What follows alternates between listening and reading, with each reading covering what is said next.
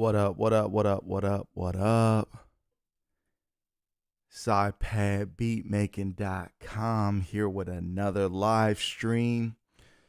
Give y'all a few moments to pull up in here. D. Bennett says, top of it. What up, bro? How you feeling? Hope everything good for you today. The objective today is to try out this new ZenBeats 3.1 update. See if we can catch them vibes, see if we can get inspired. Beatmaker 3 has really stolen my heart over this past week or so. So ZenBeats coming behind that is going to be a tall order. And it's no fault of ZenBeats. It's just I've just been in my Beatmaker 3 bag lately. But still, this is a huge update that has just happened to ZenBeats. It's got side chaining now. The MIDI assignments have improved a little bit with the piano roll, how you can assign a knob to velocity, I believe, which is pretty clutch. So, yeah, I just want to try out ZenBeats, give it another look.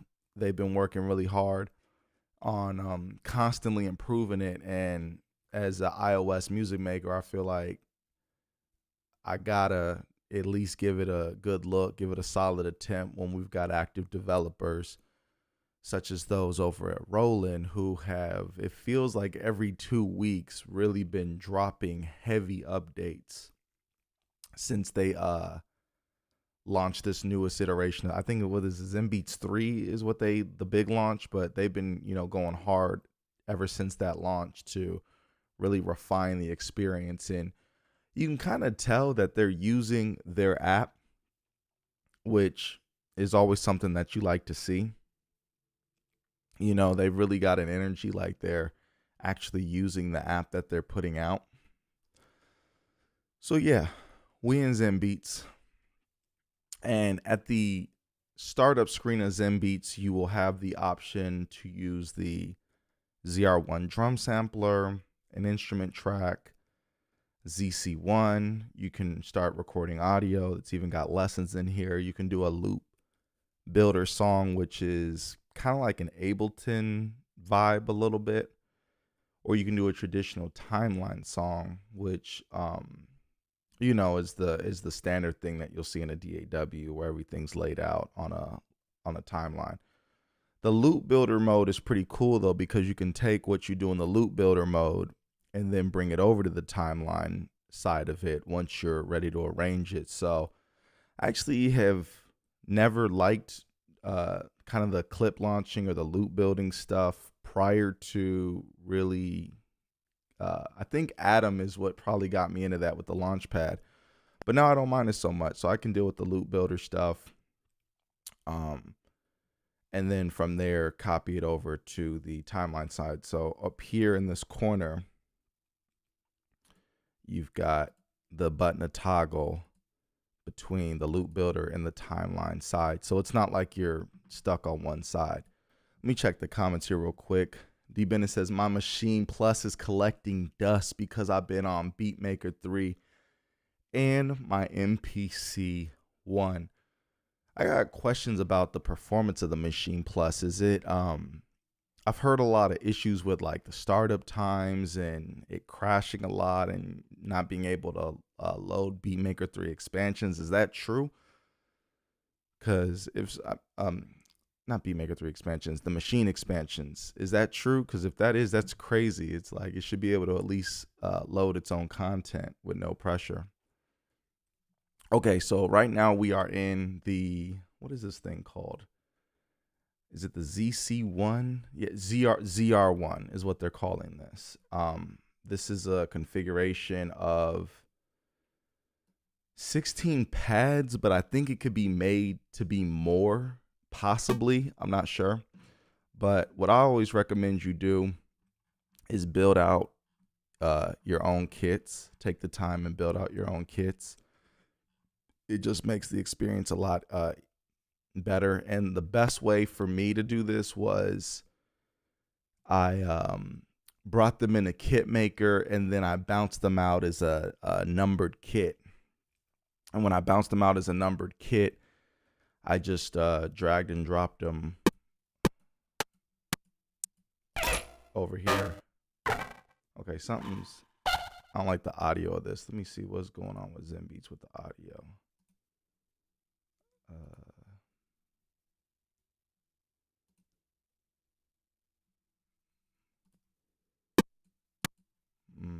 Sounds a little crazy. I don't know what's going on here. I might have to restart ZenBeats. This ain't starting too well. Yeah. Definitely an issue here. So I'm going to restart ZenBeats real quick. Try to understand what's going on. Let's see here. Dang, ZenBeats.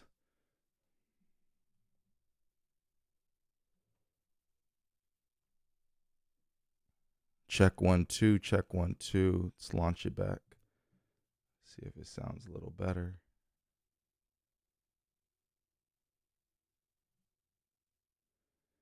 And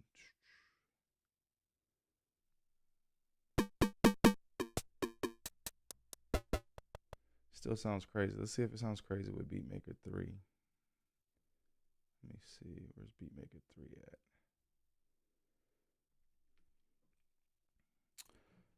In the meantime, we got a comment again from D. Benny. Says it depends on the expansion, and some of your user files can make it crash. I've had more crashes in controller mode than standalone. So when you use it in controller mode, does that let you use it like as a MIDI controller for an iPad also, or you have to be connected to a desktop in order to use it as a MIDI controller? Let me see.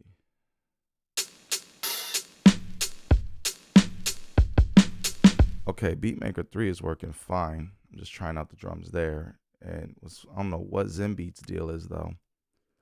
That's insane. We might not even be able to get off the block with ZenBeats if this ain't working right.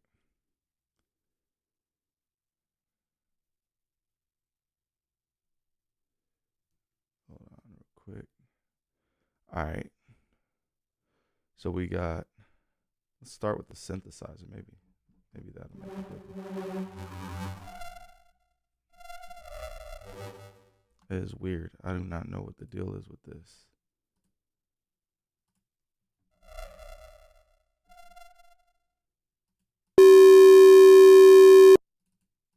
Sorry about that. Yeah, I do not know what is going on with ZenBeats. This live might be done before it even starts. This is crazy.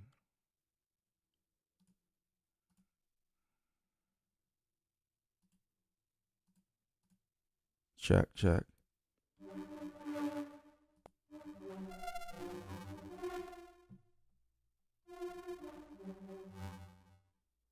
Okay, Jungleism says, yep, I'm going to be real with y'all. I've been a user of the DOS since it was stage light. Just upgraded to max unlock. It's a specialty AW, maybe a little quote unquote trendy, but it's the real deal. Okay, I'd love to learn more about it if I could get this to work. I might have to restart this whole iPad to try to narrow down the issue.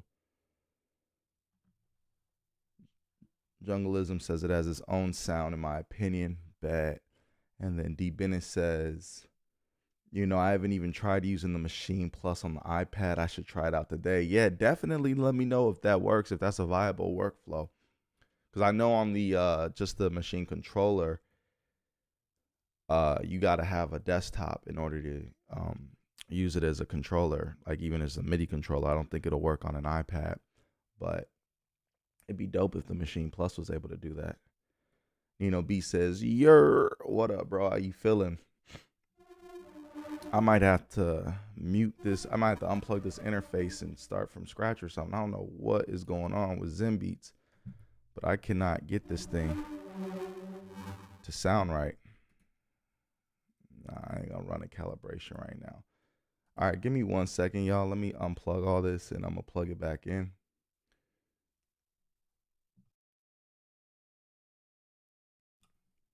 Jungleism says this is an audio issue you're having. Yeah, it's like crackling.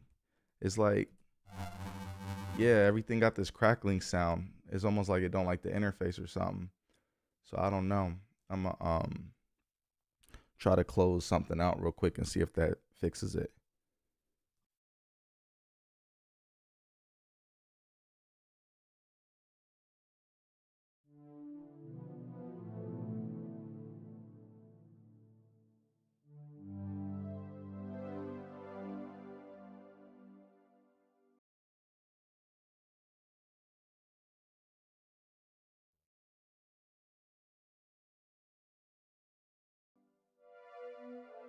Check, check. I think we're good.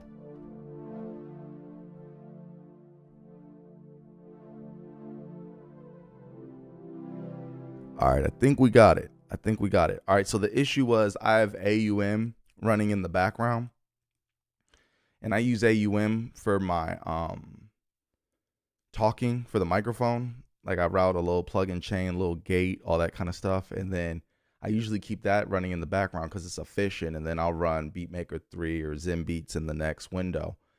Usually it ain't no issue, but what I had to do in this case, just in case anyone runs across this, is I had to close out AUM, relaunch ZenBeats. No, I didn't even need to relaunch ZenBeats. I just had to close out AUM, go back to ZenBeats, and then go back to AUM and restore it from the last state. So I guess ZenBeats likes to be first, and then whatever comes after that is good. So let me see here. Let me.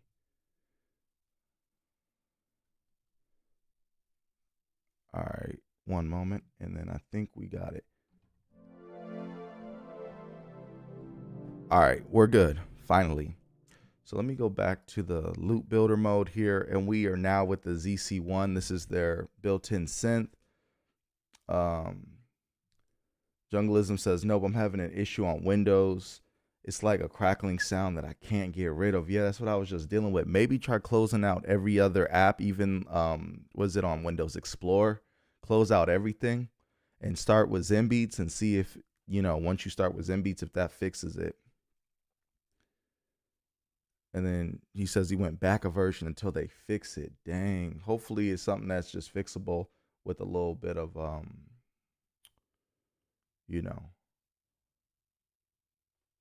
troubleshooting. You know what I'm saying? Nino B said, bingo. All right. Now I've always liked the ZC1. I've always thought it was a pretty decent built-in synth. And then in the new ZenBeats, they've kind of categorized these a little bit better.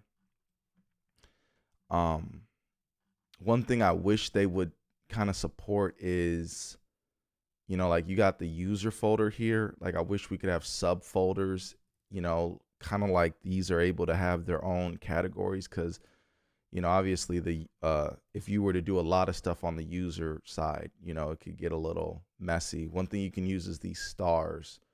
But again, that's not the same as having like a dedicated folder and category like this. I like the tags and stuff that the stock or expansions are able to get. I wish we as users could build them the same way. But yeah, so that's one highlight of the new version of ZenBeats. Another highlight is the ZR1, and it's a new take on the same format they had before, but it's a bit better than the original one. But like I was saying, okay, yeah, it works. I always recommend bringing your own samples in, building out your kits. If you've got the desktop version, this is a lot easier to do on the desktop version of ZenBeats, and then airdropping them kits over to your iPad. That's what I would recommend doing.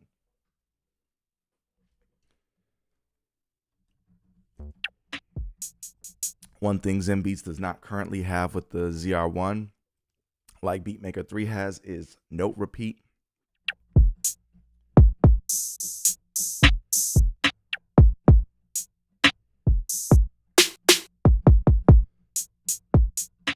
And all the drums are routed to C2 up to, in this case, D3 sharp.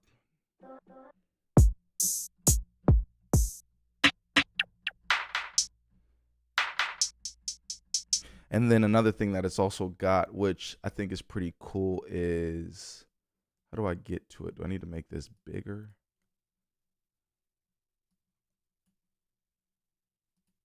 It's been a while since I used ZenBeats, so bear with me one moment while I figure this out.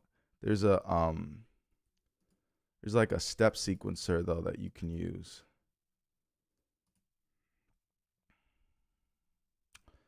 I forget how you access it though. Maybe I need to play something first and then it'll show me the step sequencer. Okay, and another thing that it can do, I'm just going over a few features, is it can scale lock. Let's go back to CC1. So it scale locks your piano automatically. So you hit no wrong notes, which is pretty cool. Kind of like what I like to do with Atom.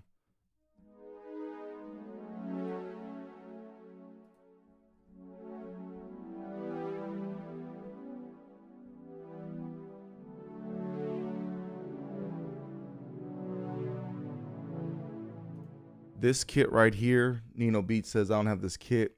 This is a kit from another expansion. I forget what it was from, but I took the samples from it, split them up where kicks went into a folder, closed hi-hats in a folder, open hi-hats in a folder, snares in a folder, claps in a folder, etc., etc. Ran it through KitMaker and made it a, I think they call it a numeric kit or something like that. And what that allowed me to do was just have things a little bit more organized, you know, alphabetically, or excuse me, numerically, when I wanted to build a kit out for ZenBeats. And then on the desktop, I drag and dropped all those files onto the pads, saved it, and then airdropped it over. So sounds a little extensive, I know, but to me, to have access to a consistent, you know, bank of sounds that I really like, I feel like it's worth it. So yeah, we got A-Rap Trap Soul, Just Some Made, which I think I got from Splice. Oh my God, Ronnie, Southside. You know, so just guaranteeing that we got some cool little kits here. And then where I like to host my 808s, always, if it's not going to be in BeatMaker 3, because BeatMaker 3 handles 808s really well. But if I'm not going to, let's see, what would it be, an instrument track? So I always like to use Drambo to host my 808s, and I'll show you what I mean. So we got an instrument rack here. We got 808s from Splice, and then we've got all the parameter. How do I move this? Because I don't need none of this stuff up. Actually, let me just make this window smaller. Okay. All right. So yeah, I can adjust the attack because I set up all these different modules within Drambo. So add saturation, bias, make the decay and sustain less, the release,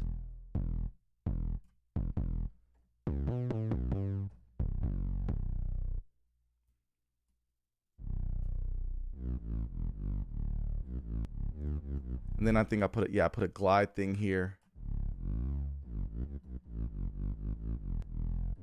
And I did this for, once I kind of built out this template, which I probably should post and give y'all the template to it.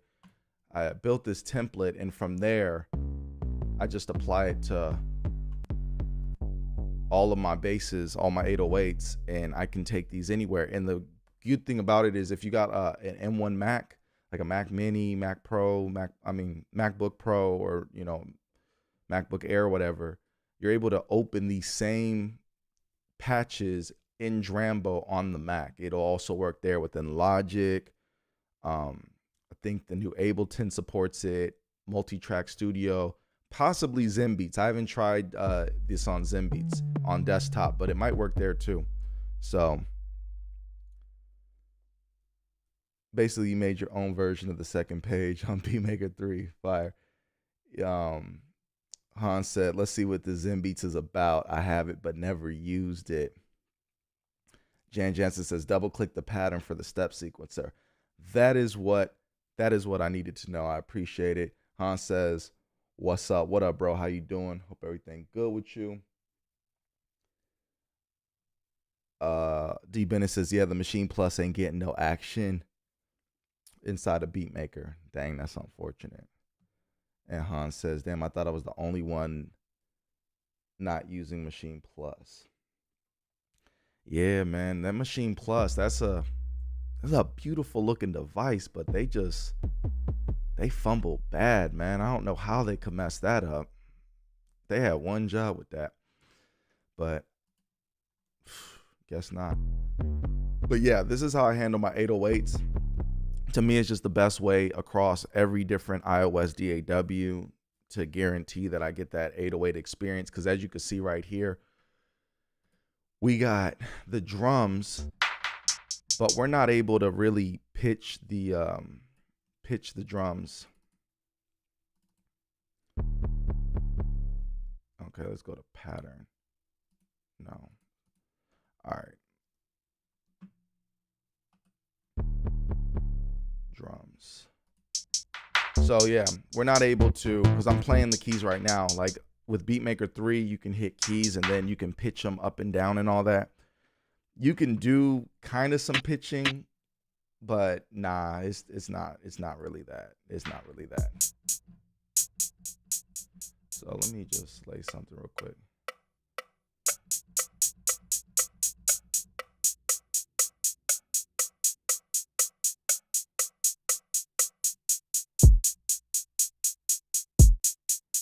Oh, it's still recording even though I told it not to. Okay.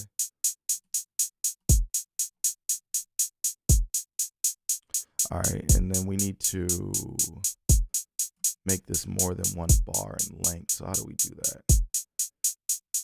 I know it's on the side here somewhere. Let me see. Pattern size, 1 bar.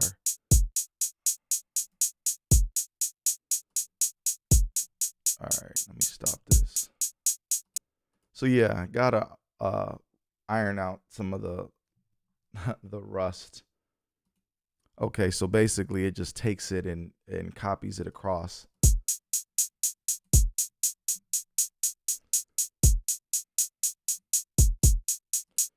All right, let's start that from scratch. Delete. And then can I set this up at a certain length prior to recording? Let's see.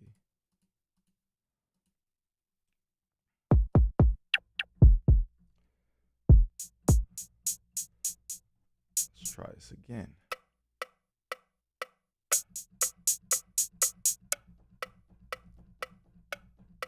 And this is the bug that I saw with 3.1. When I go more than a bar with these hi-hats, it goes silent when I'm playing, but when I play it back, it works fine, which is weird.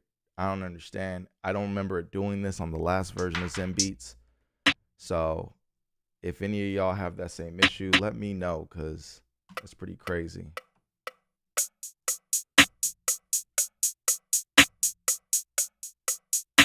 And it's only, I guess, on the first time recording, which is weird.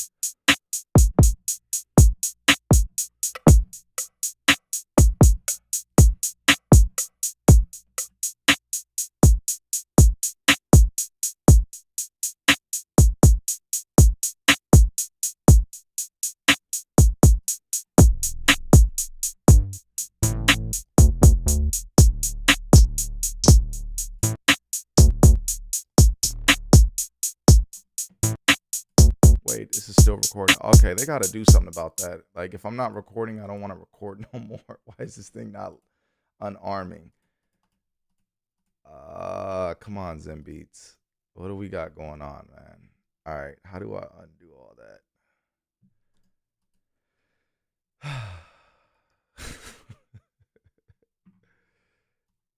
Yeah, I think, okay. Interesting. So let me take all these out. Uh, it's me. I'm just not used to the workflow. You know what I mean? It's just me. Put that back.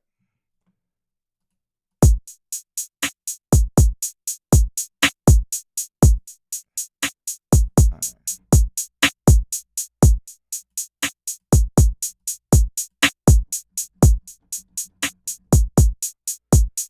All right. Now, why are you not playing?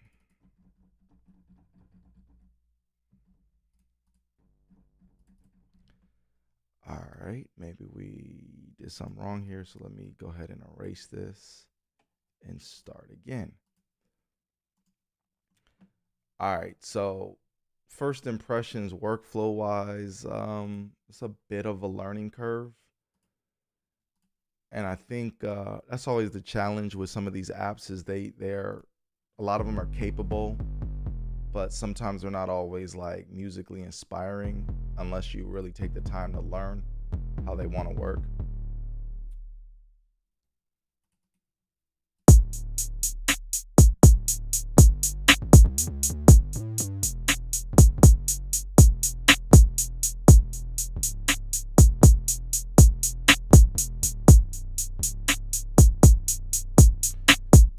All right, let me see how we can do with this cheat code here. Putting let's see, what should we use? We use the ZC one. Is that what it's called? ZC one. ZenBeats. Okay, hold on. Add an instrument. Oh, because it's not highlighted. Okay, ZC1. There we go. Okay. Let's see what we got with the keys.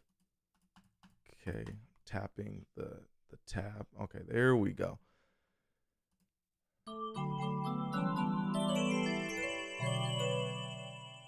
"730 Productions LLC says, greetings. What up, bro? How you doing?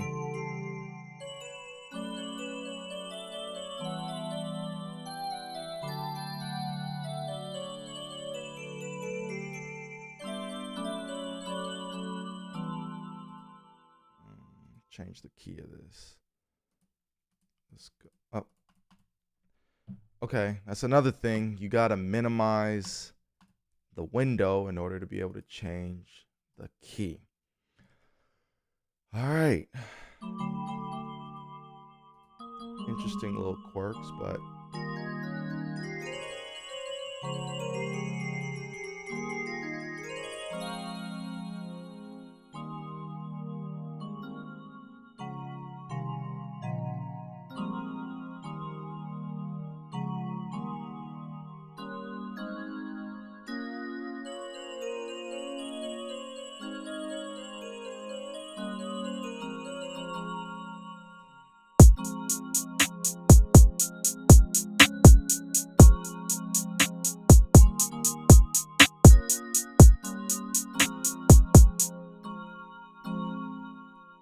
all right, bells are a little too friendly.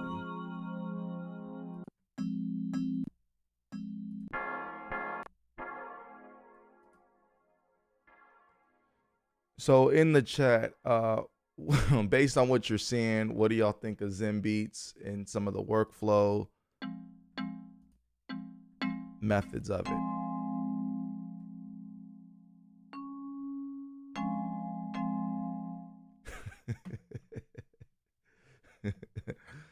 Han says you sound frustrated. Oh man, I'm just in an unfamiliar territory with this. That's all. I'm not frustrated at ZenBeats. I'm just a little unfamiliar. I should have spent the day yesterday really unpacking and learning the app before going live. But some things I want to do it. Sometimes I want to try the app out without having used it for a while in real time, just to kind of see, what my initial thoughts are like in terms of workflow, what things kind of hamper the production. You know what I'm saying?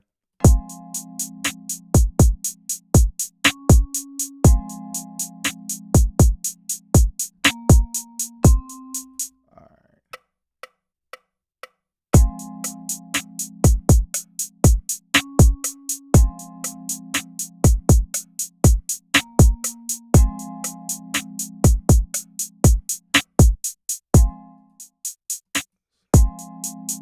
How long is this? Did I do this too long? Let me see. Length. Yeah, I went too far. So let me bring this back.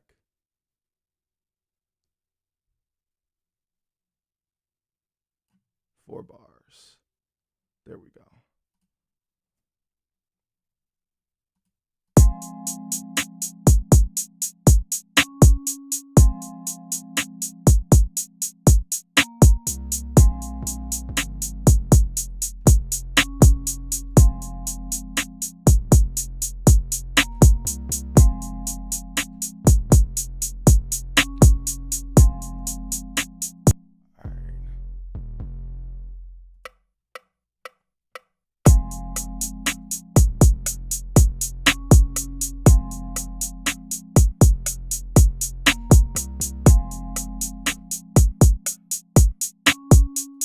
I think I went too far there. Also, yeah, I don't know what's going on with me this morning.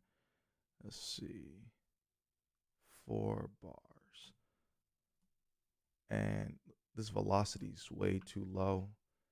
Probably because of the complete control. That's just how it rocks.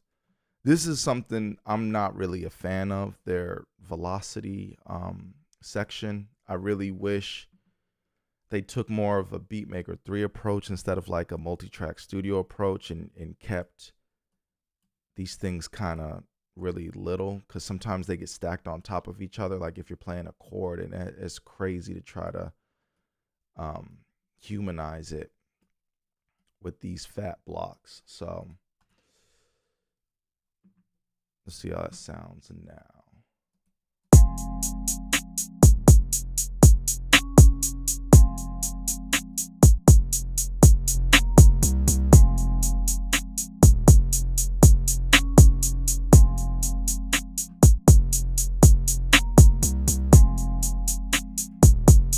All right, I just made this 4 bars now. And what I want to try to do is, I believe there's a way to get little rolls in here. Past the piano roll view. Where are we at? Is it a subdivide? Let me see. I think it's a subdivide.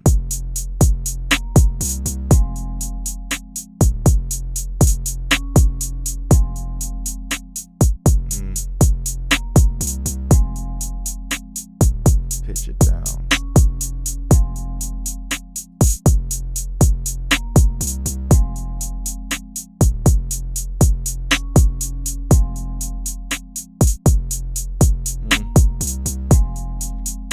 Not the way I would play it, but I guess.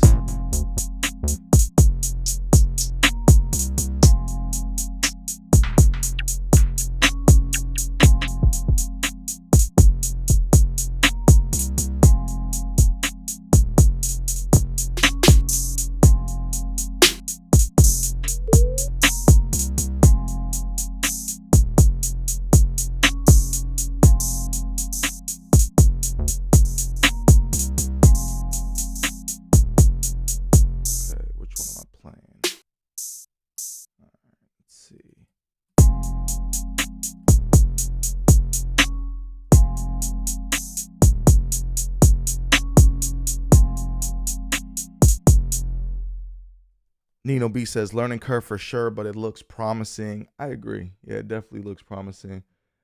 730 says, I think there are some pathways they could cut out to make surfing through it much easier. Yeah. It's a packed app. It's got a lot of features. But yeah, some of the workflow, like it's no wonder on the home page of the app they've got lessons on it, because there's some, I guess we'll call them unintuitive ways of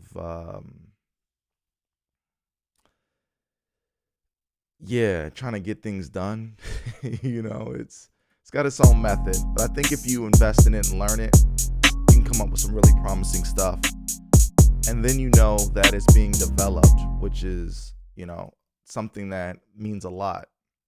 It means a lot to know that you're working in an app that's constantly being updated and developed. So that's a good thing. Let me bring this up though. It's too low. Page 2. page 3. Bring that up. We want those drums at maximum velocity. This is even dancing a little bit too much for me right now, but I'll leave it alone.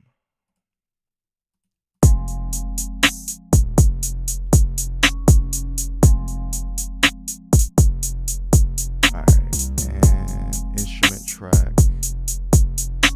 Let's go ZC1 again. Why not?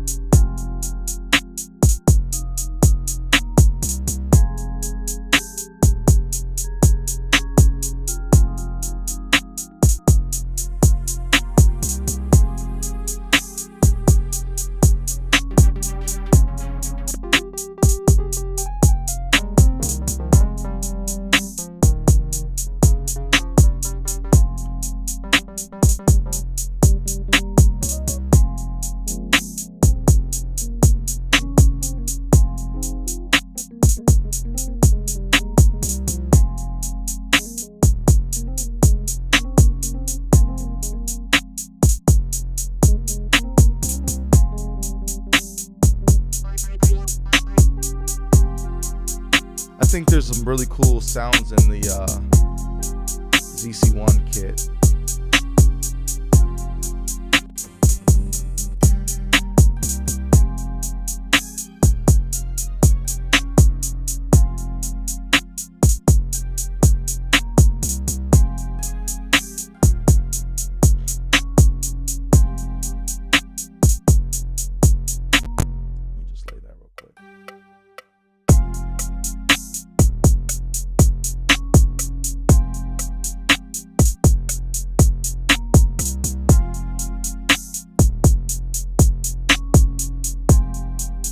All right, where did you just record that? What's going on? Where did it go? Where did it go? Did it not record it? Or did it record it somewhere else? Okay, I guess I gotta. Okay.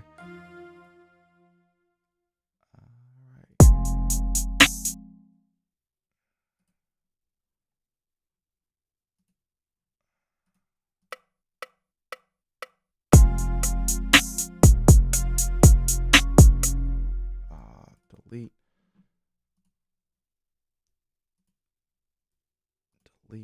All right, let's try this again.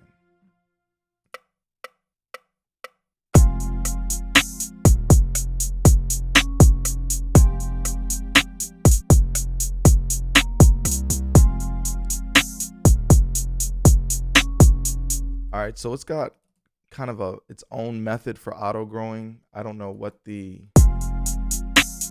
it has to have happen in order to auto grow. Sometimes it auto grows and sometimes it doesn't though. All right, let me see here what we got going on. 730 says, now, do you think it's worth the money they asked for in regards to their sound packs? That depends. It depends on how far along you are with getting your own kits together. Like if you have a lot of the bread and butter stuff, your Pearson Platinum, your let's say you've gone a decent sampler, got a lot of the piano book files, and let's just say you're stacked with, you know, a lot of the mainstream apps that a lot of people gravitate to. Probably not, you know, for a person in that kind of position. But if you're, let's imagine you got a desktop you got a ZenBeats unlock on desktop, like everything, the desktop, Android, iOS, all that, whatever. And then you come to iPad or iPhone for like the first time, right? You've been using it as a reading device or just like a video game device or whatever. And you say, you know what? I got the ZenBeats unlock. I might as well check it out. And you unlock ZenBeats on it, but you don't have none of the, you know, bread and butter apps because you don't do music on the iPad usually.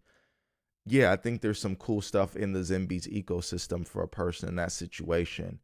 But I feel like this about any app. I don't want to use only Logic stock sounds usually. I don't want to use only Ableton stock sounds, FL Studio stock sounds.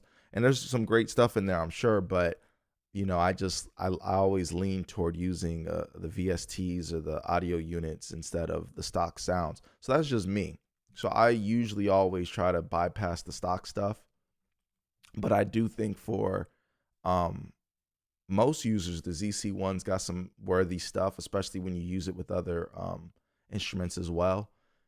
And, I'm not sold on their drums, but that's me. I'm different.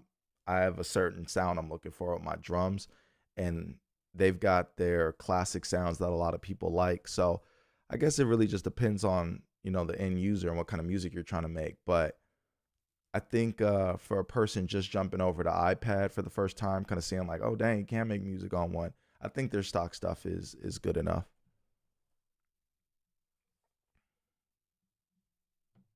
Hope that wasn't too long an answer.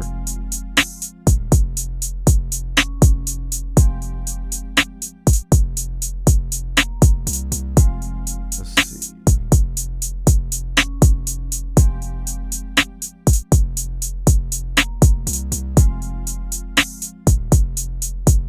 Some of their scaling's a little weird to me. It's like, why is this small little plugin taking up all this space, this window space? Let me see. There's a setting I think I can make the windows pop out. Yeah, plugin windows. Let's see how that. There we go. So this is another thing that I love about ZenBeats is that you can get that desktop feel with the pop out windows. And to me, this is really cool. A lot of apps kind of make the window be magnetized to the interface, you know what I'm saying?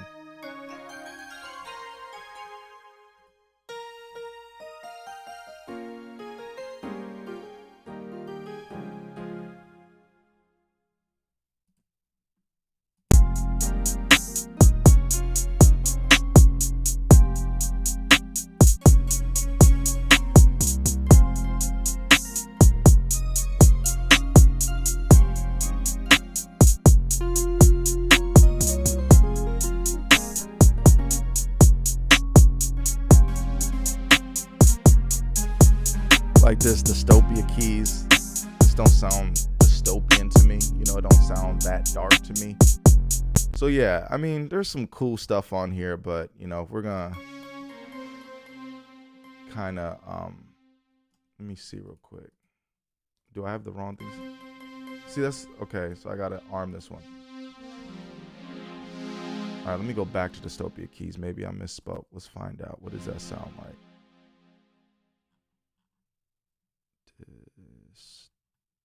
Where did it go?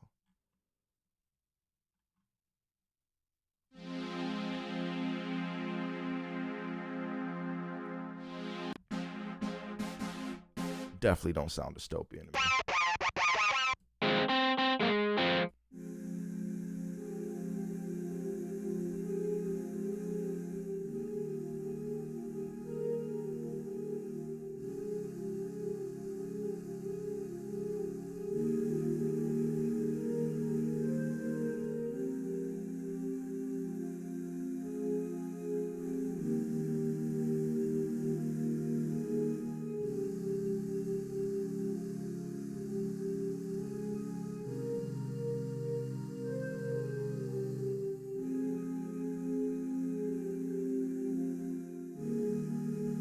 That's kind of vibey.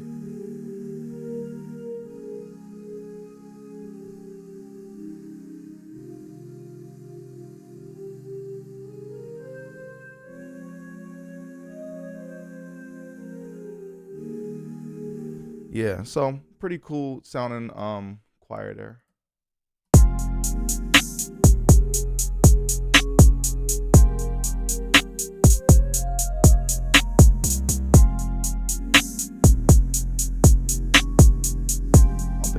here, but yeah, it's a cool sound to acquire. Let's see.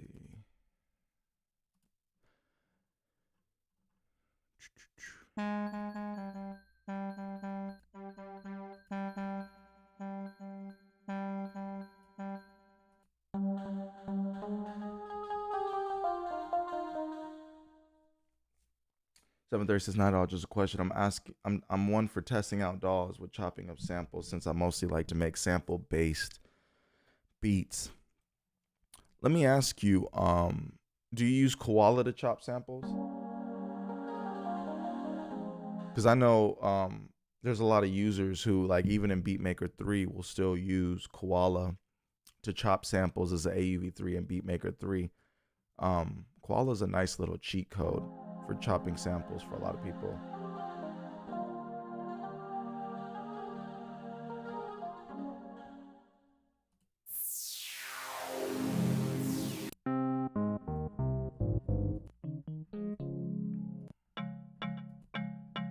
Like, what I would like to see with Roland being behind this is I would like to see like a Phantom AUV3 or something like that. Something where we get like all the Phantom sounds, even if it's like $100 or, you know, something that's, you know, kind of expensive.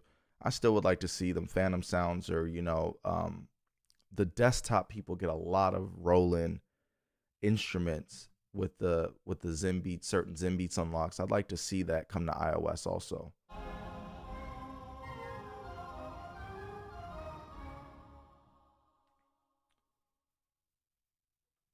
Benjamin says, "What's up, people? What up, bro? How you feeling?"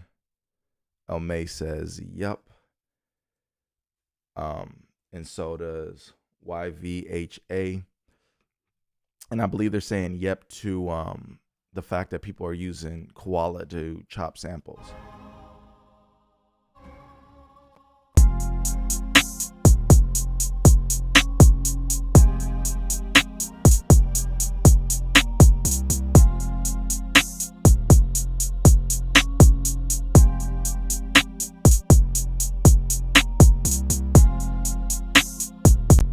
Why not? I'll just drop that in there. All right. So there we go. So you got to create a square outline pattern. And then I believe I am good to record.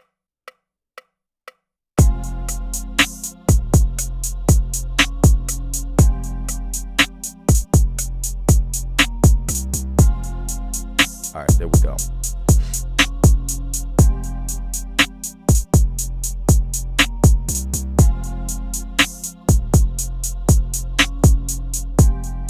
And these mixers, faders are a huge improvement from what they were probably a couple years ago. They used to have these tiny little throws. Now you get really long throws with the fader, kind of give you that Slate Raven vibe. You know, where you can get just so much space here to mix. So ZenBeats is constantly improving. And really quick here, I want to go over some of their MIDI learn stuff. I'll do that in a little bit though, probably. Let me see what else we got here. Where's decent? There we go. Make you a favorite. And then I believe you can either double click here or you can just tap here and it, I thought it did. I guess not. It seems like it used to. You could just tap on the side. But I guess it wants a double click. All right. Decent sampler taking up the whole screen. And again, if y'all have not, go to pianobook.co.uk, I think is what it is, and download sounds for Decent Sampler for free. Y'all can also join the Discord. I got it pinned at the top. I got direct links to a lot of the instruments that are on Piano Book. So you can just have a direct download there. I definitely recommend you join Piano Book, though. It's got some really nice stuff.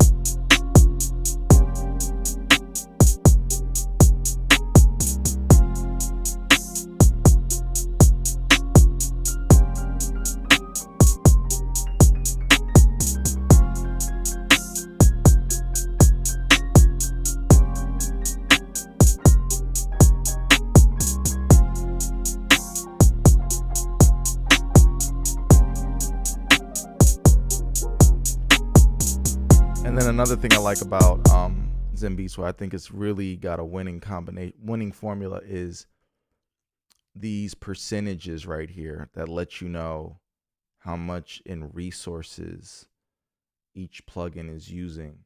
So that kind of gives you a good approximation of where you're at.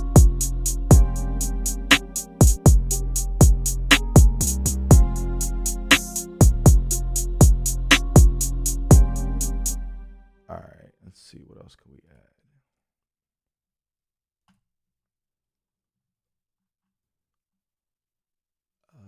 Let's go back to where decent. Let's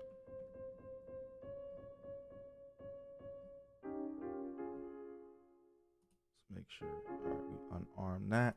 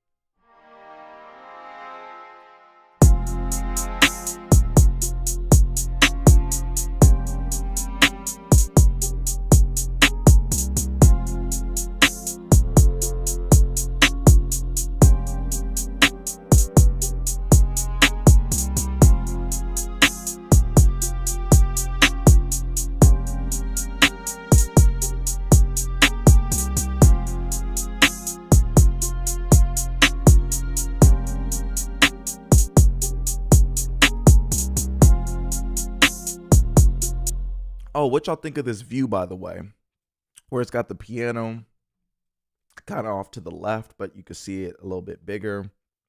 And then it's got the iPad itself more full screen. How's this view look? I'm trying out different views. Every day has been a different view.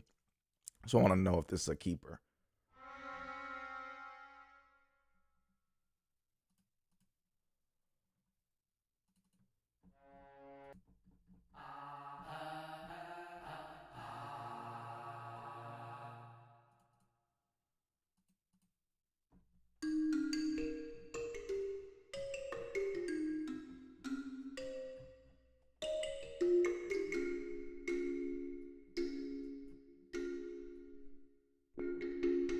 And a lot of what's on Decent Sampler is, it really is like contact grade stuff.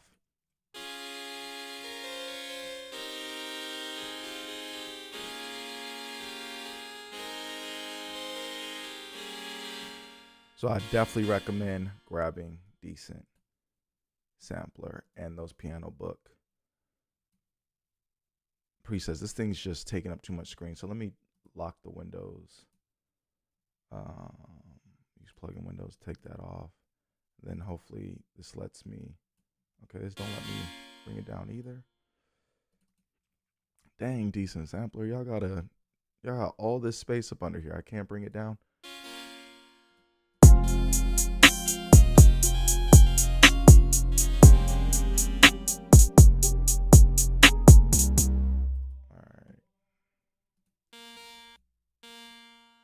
See what else we got.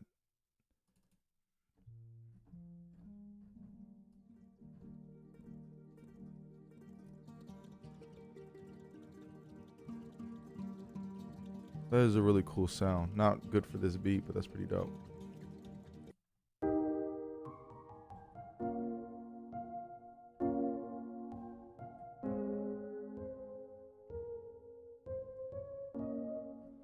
Let's see. Tape piss. Yeah, there it is.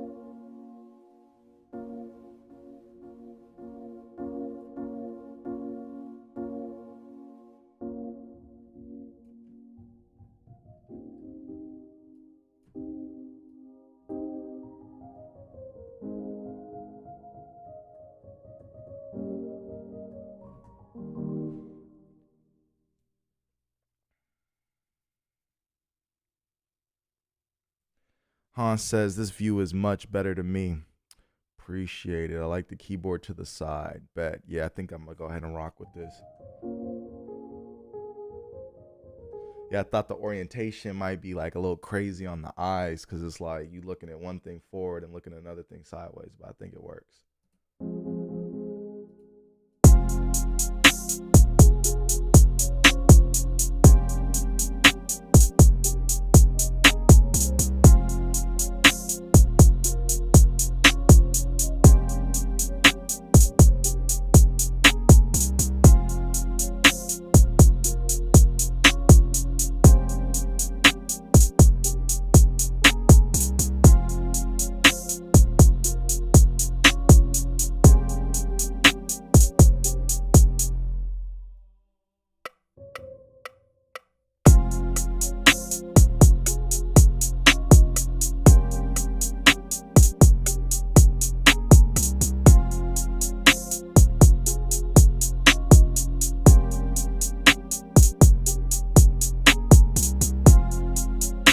And then I think, let's see.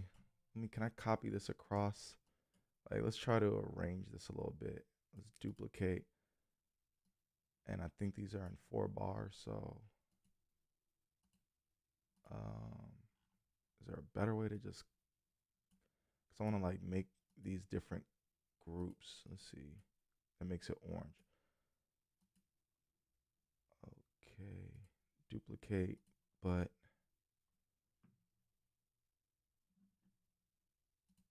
how do I make you a different group? Let's see. Because I want to start with no drums.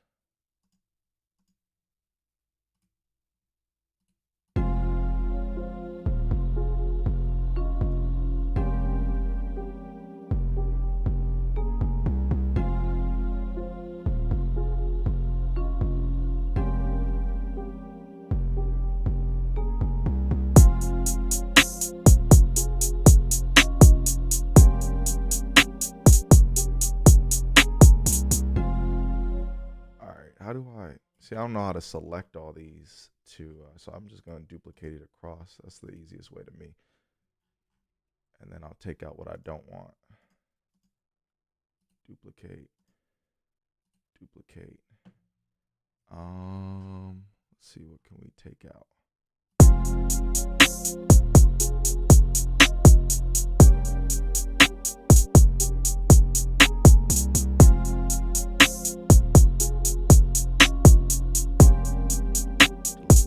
Delete that.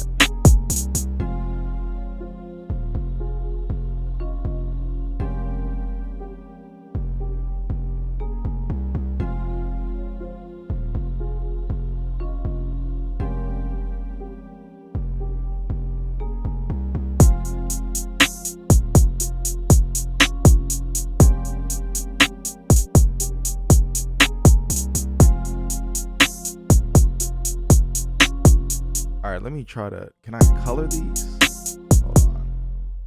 If I can make these different, man, I know there's a way to do all these things I'm trying to do. I just don't know what I'm doing yet. That's all. Let's see. Color, there we go. Right there in my face. So that's the intro. Right here, A is the intro. Then let me see. Can I rename it? Yup. So I could rename it to verse. So we'll go verse there. Verse there. So like I would probably work in 8-bar segments with all this stuff then. So that way it's just easier to work through the arrangement part. And then we'll color this. This will be that's too dramatic. Let me move this to, let's say, yellow, because the second part of the verse. So this will then be verse part 2. And you know that second half of the verse where you bring in a different sound or whatever. And then this right here should be the hook. So we'll have that in green. and that'll have all the sounds.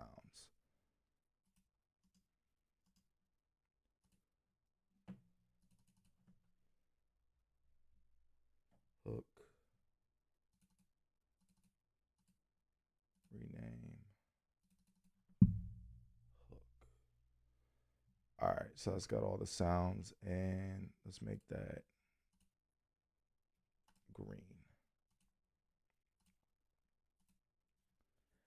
All right, so let me take something else up out of here. On this one, we'll take the drums out, going into the second part. See what it sounds.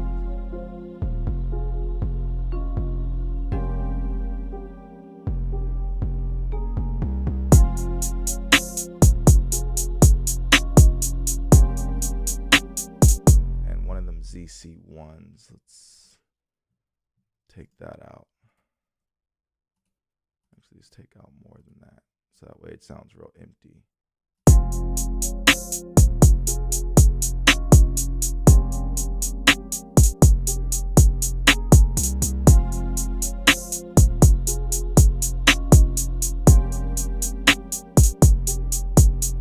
All right, so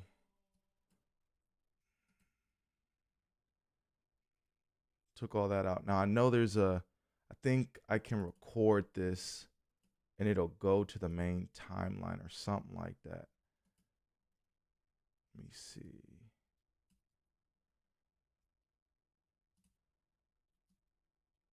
Record to timeline. There we go. All right. So now when I record this, it should just go to the timeline. And no, it didn't. So what happened? Record to timeline.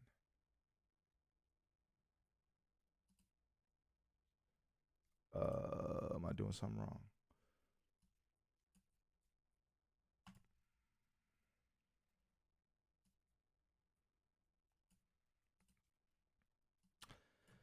Yeah, maybe one of y'all know.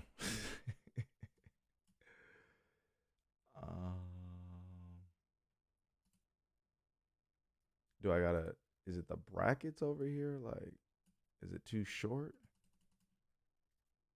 Is that the problem? Do we need to bring it all the way out? Delete that. All right.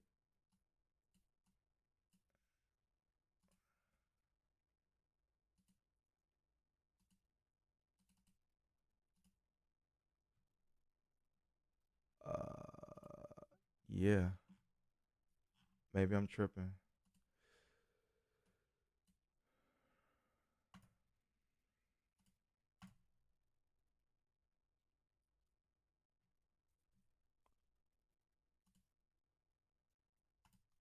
Weird.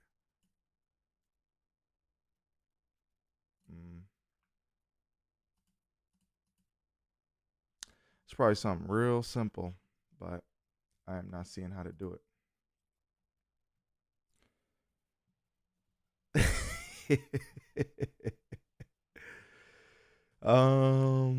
Yeah, I don't know. Maybe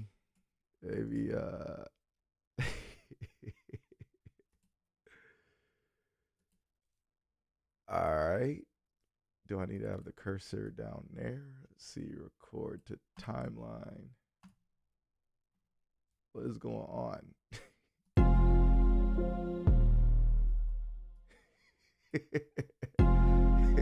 Hey, it's got to be something I'm doing, man. We not blaming ZenBeats for this. It's got to be me. I would take the blame for this. I am completely unfamiliar with this app. Hold on, record. Do I record performance? It can't be record performance. Oh, wait, no. See, nah, that's not it. Record to timeline. That's what it should be.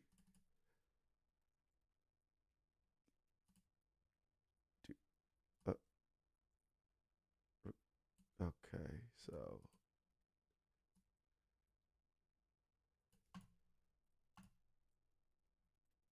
bruh.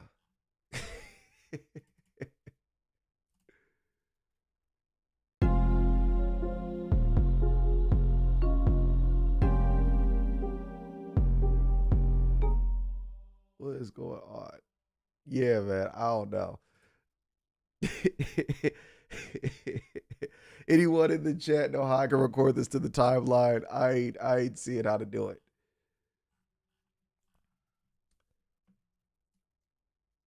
Yeah.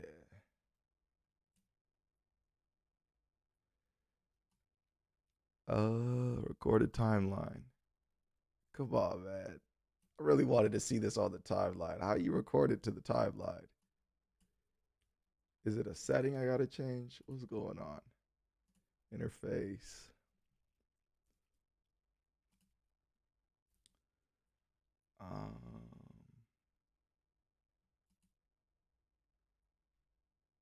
Man, what we doing, man? What's going on?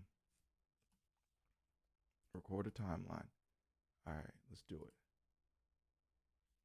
What?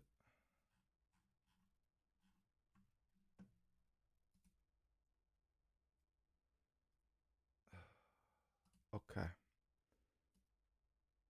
So do I copy it over then?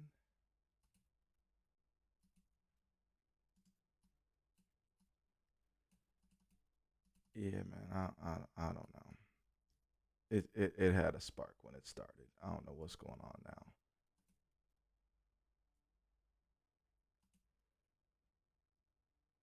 Timeline recording at your fingertips.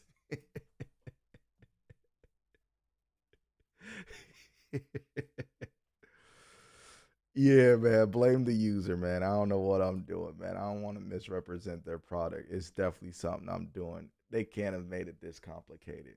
It's something. It's on me. That's on me, baby. uh,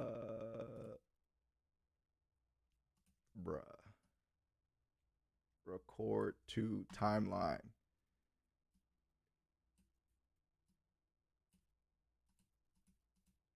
Man, if y'all watching Roland or ZenBeats devs, man, I got nothing but love for y'all, but this is a little complicated to the end user.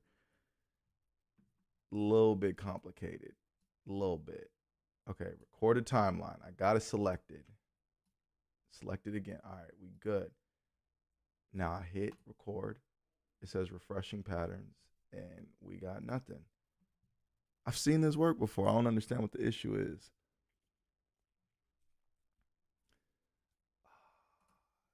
Dang. Follow mini timeline. Quantize on record. And maybe turn follow mini timeline off. Record a timeline. Nothing. I'm not feeling very zen right now. I ain't gonna lie to you. I'm not feeling very zen. Do I gotta do it? Okay, maybe I'll do it here. Start, highlight this, record a timeline.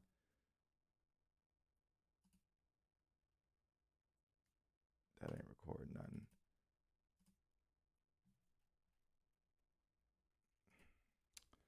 Yeah, man. I don't know. Uh, what's today? 14th.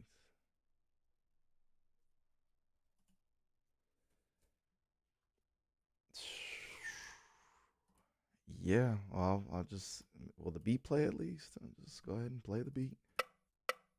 Okay, that works, but that's not what we're trying to do, bro. We want to record to timeline. Bruh.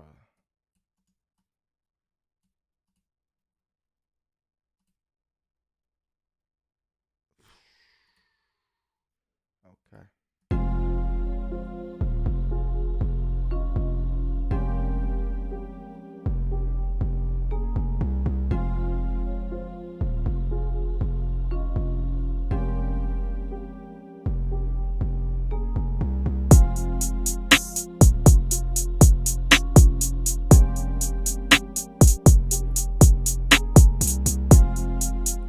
All right, all right, all right. I'm gonna try something else. What if I arm all the tracks? Maybe that's what it is. Maybe I gotta arm all the tracks.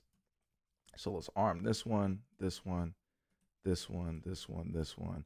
Now, if this is what it is, then that's on me. So let's find out if it's just arming the tracks.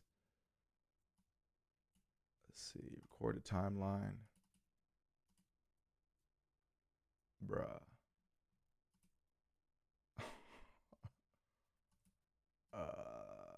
Okay.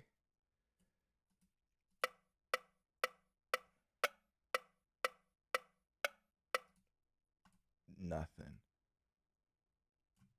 Okay. Yeah, man. And then can I delete more than one thing at once, or I gotta go one by one? Like I want to just be able to select and delete every. Okay. Guess I gotta go one by one with this. Delete. Delete. Yeah, man. So a lot of things with DAWs in general that I'm noticing is it's not really what it can and can't do sometimes. It's like the workflow to get it done. You know what I'm saying? Like how easy is it to get, not even easy, just how intuitive, how natural is it to be able to get what you're trying to get done. This is a little, let's see, start seeing. Maybe I gotta turn these off. Recorded timeline.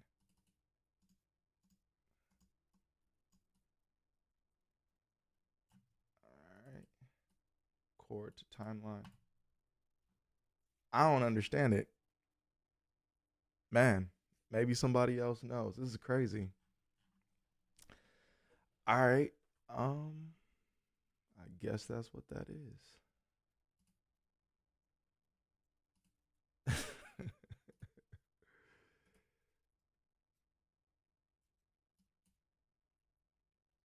Let's do a new song. Maybe it's just this instance. That's crazy though. I thought there was a real smooth way to make it happen. I remember it working at some point. Maybe it's this update or something, or maybe I'm doing something wrong. I don't know what it is. It's probably something simple on my side.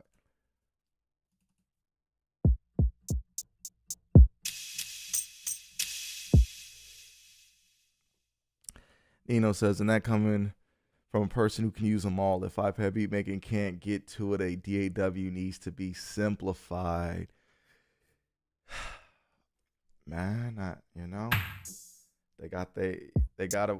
In fairness, I have not used this DAW, so it's definitely something I'm familiar. I think with a day or two, I probably move a lot quicker with it, and I have all these kind of kinks down. But it is good to see real time, just because what would the end user think? Just this being tucked away in the record is a little tricky if you don't really understand that it's supposed to be there, because there's no like tab arrow down or nothing to tell you that it expands. You know what I'm saying? Usually there's some kind of indicator to let you know that there's more here. And especially because like stop don't do it, play doesn't do it. I don't think play does it. Yeah, no other buttons do it. So it's not natural to think that, okay, the record button is able to do that. You know what I mean? So just little stuff I think they could kind of refine to make it a bit more user friendly.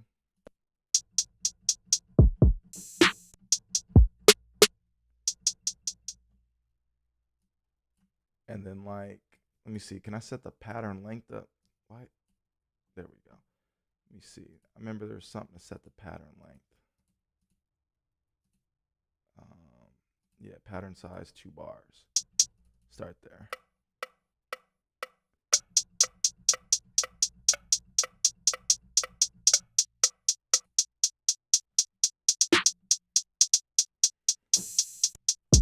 You ain't right for that, Hans.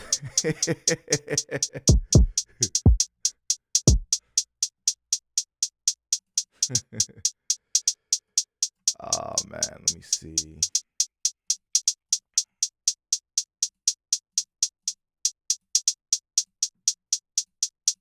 I like the step sequencer though. It's pretty cool.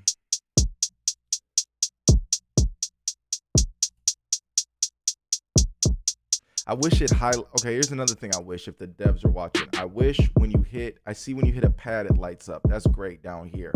But I wish there was something up here also, because I'd like to know what I'm affecting on the step sequencer. Because it's like I'll go through these and I'm like, all right, cool, I like that sound. Let me go ahead and add it. Now I see it here. Okay, so I guess I got to click it and it'll show me.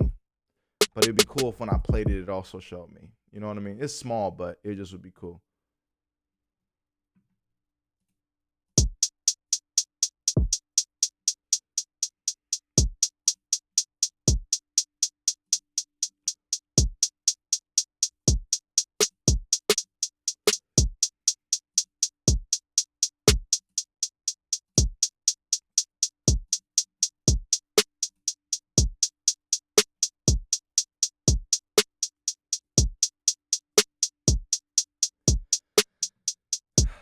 Listen, I'm not even finna display what y'all are talking about right now in the live chat, man. I know one thing, man. Y'all are reckless, man. Come on. Don't put me on the spot like that.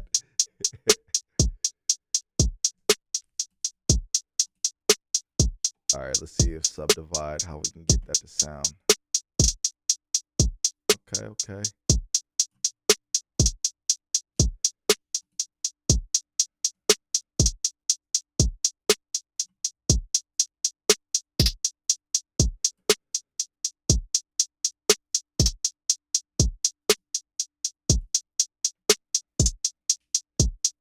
Listen, I think there's a charity going on and you should spend $20+ on whatever it is y'all are talking about in the chat, man, and really, you know, support that. This is ZenBeats moment right now. Do not try to, take away from ZenBeats. ZenBeats is what we are focusing on today. All right, Decent Sampler sometimes still does this where you don't get a screen, so you gotta do it over again. Sometimes it takes 2 times with Decent Sampler. There we go.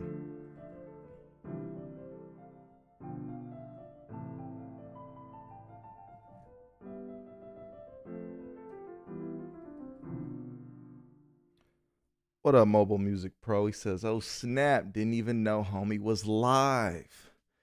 Yeah, man. We just trying to see what we could do with ZenBeats today. Please, ZenBeats, do something about this. This is right here.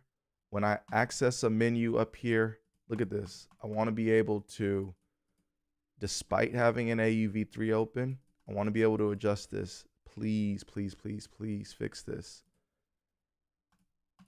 All right.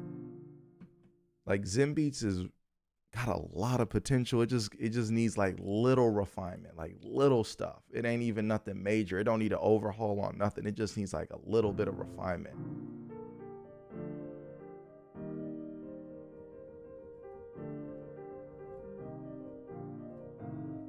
But what I love is that it scale locks your MIDI controller automatically, which is great. And then some of the MIDI assignment stuff you can do is pretty crazy. Let me see. What are we in? G?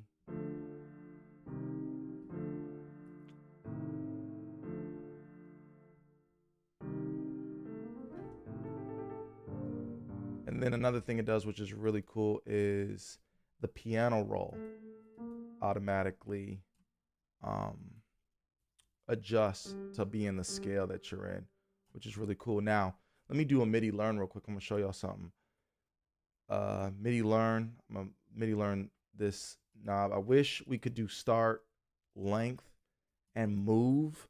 If we could get that, we would get that like MPC style workflow with the piano roll where we could assign it to a knob.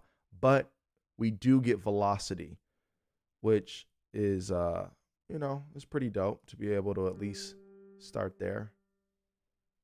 Let me see, is it yeah, there it goes. So yeah, I'm adjusting the knob right now, and it's adjusting the velocity, which is pretty cool. But we need, ZenBeats team, if you're listening, we need length, start, and move, and even make these assignable too, like these octave up, octave down, semitone up, semitone down, and these little nudgers. Man, make all this stuff MIDI assignable. It would be incredible because we could basically build like a groove box with hardware around ZenBeats. It would be perfect to be able to go into the piano roll and not even have to touch the screen if we don't want to, just be able to move knobs and be able to move the notes where we want to. Please, this is to me the feature that will blow every other DAW out of the water. If this is where the money is, right here, if y'all make this all MIDI assignable, because we got a bunch of controllers with a bunch of useless knobs. A lot of the times we got knobs that we can't even use the way we want to. And the MPC Live has really showed me the way this should be done. You should be able to have knobs to nudge notes, transpose notes, adjust velocity, all that kind of stuff. If we could do all that with, and then on top of that, what I like is it only works with what's selected. So some would memorize, you know, this specific note, but that's not what this does. This goes with whatever. Let me see. Change the tool, multi. Yeah, it goes with whatever is selected. They still got, I think, some UI things that they need to probably work on. Like now it's not doing nothing. So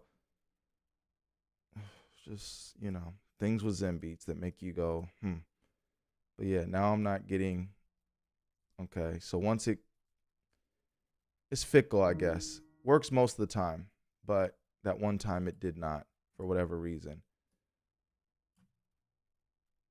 So yeah, now it's not, I guess if they're not all the same, maybe.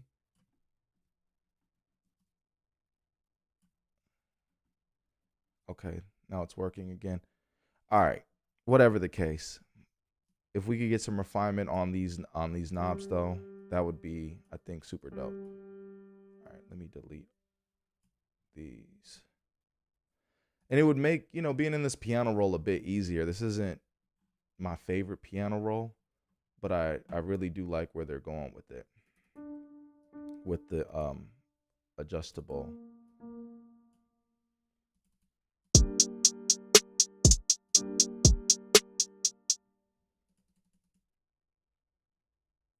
Let's see.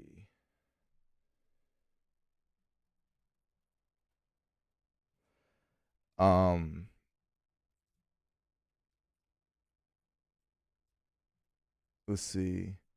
Nino B says, with the DAW, nailing the piano roll is the most critical. Yeah, man, I agree. Like, Beatmaker 3's piano roll has some charm to it with the MIDI, with the velocity stuff. I really like how you can do like ramp ups and, you know, things like that with your rolls. So I think, you know, Beatmaker 3's, oh, and on top of that, it highlights whatever note you're playing in Beatmaker 3, which I really like also, because it can kind of let me know, all right, I like this key, I like this note instead of this note, and it'll tell me, you know what I'm saying, where on the piano roll I need it highlights it, which I like a lot. And Mobile Music Pro says, funny how many apps can't nail the piano roll, and then he says, like Cubasis. Yeah, man, I don't know what all that's about. It's like, do you not hear us? We want, you know, the iPad is actually pretty fun to edit on if the app is right. You know, like Atom 2 is a fun app to edit with. But it's always better, you know, to have the stuff natively. The best piano roll on iOS right now to me that's built into the app is Xquence, however you say it, Xequence 2. That's got the best piano roll, but the problem with it is it's so reliant on another app because it can't host AUV3s itself. But its piano roll is really, really good. It's got ghost notes. It's got you know, scale lock and stuff. One thing I wish it had, and I think that's going to get added with the developer, is like a global scale lock, to because every instrument you got to remind it of what the scale is. But yeah, the best piano roll for MIDI editing and all that would definitely be Xquince, Sequence, all that, whatever it's called.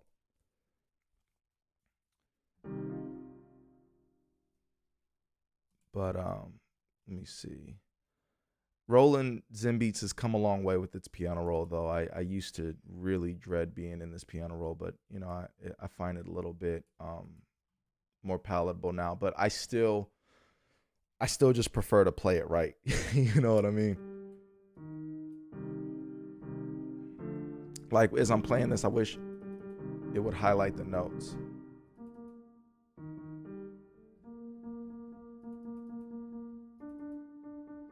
Yeah, it doesn't highlight the notes. It would be real cool if it did that.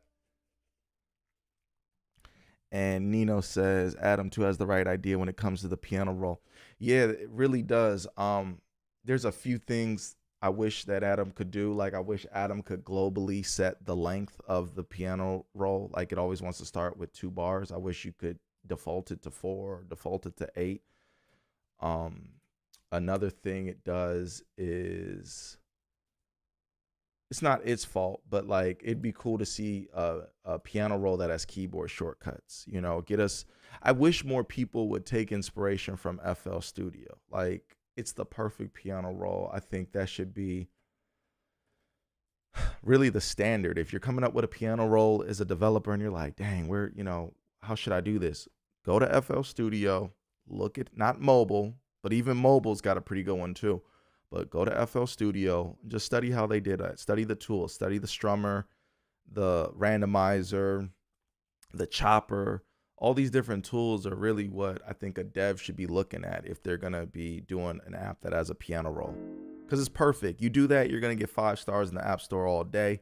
A lot of other stuff can be, you know, in terms of features. If you get the piano roll right and you get, you know, if you're going to do pads, do 4x4 pads. Stop with these other designs. Stop trying to be clever. We want 4x4. There's just something about 4x4 that appeals to people who like to drum with that configuration. We don't want whatever other number you're coming up with as a developer that's not 4x4. I think 2x8 is okay if that's what the, you know, the screen calls for and with the app you're developing, but really 4x4 is the key. What you never want to do to us beat makers is lessen it from 16. It needs to be 16 to start, period. 16. ZenBeats has the right idea. You can go above it or below 16, and the way that it collapses, you know, you can have a different configuration, but everything with ZenBeats starts with the 4x4, and that's just the winning combination. Let's see here. MPC has the best MIDI editing on hardware to me. Yeah, I would have to, we think. Yeah, I think I agree with that. I ain't seen hardware that does it better. Nino B says, yes, key commands. Absolutely, yeah. We are going on 3 years. We're firmly into 2 years of being in the Magic keyboard case era. So I think it's time that keyboard shortcuts are a thing in these DAWs now. I think it is mandatory. 730 says, please do not talk about FL Mobile. What's wrong with FL Mobile? Talk to me. What don't you like about FL Studio Mobile? Because it's compatible with FL Studio. You know, it loads as a plugin in FL Studio. I know everyone's mad about AUV3 not being a part of it, but if you're clever, you can use Audio Bus to go ahead and hold some AUV3s down. You know what I'm saying? So FL Studio Mobile, I mean, it's got a lot of cool stuff in it. This piano roll is pretty nice. The scale guessing and the scale lock is pretty cool. It's a musical little app, you know. It's a musical little app. I don't know if a hardcore iOS producer would want to settle for it, but I think for a person who is mainly a FL Studio user, who has an iPhone or an Android and is like, dang, I'm on the go. Let me go ahead and, you know, cook something up that I can finish at the house. I think FL Studio Mobile has its place there.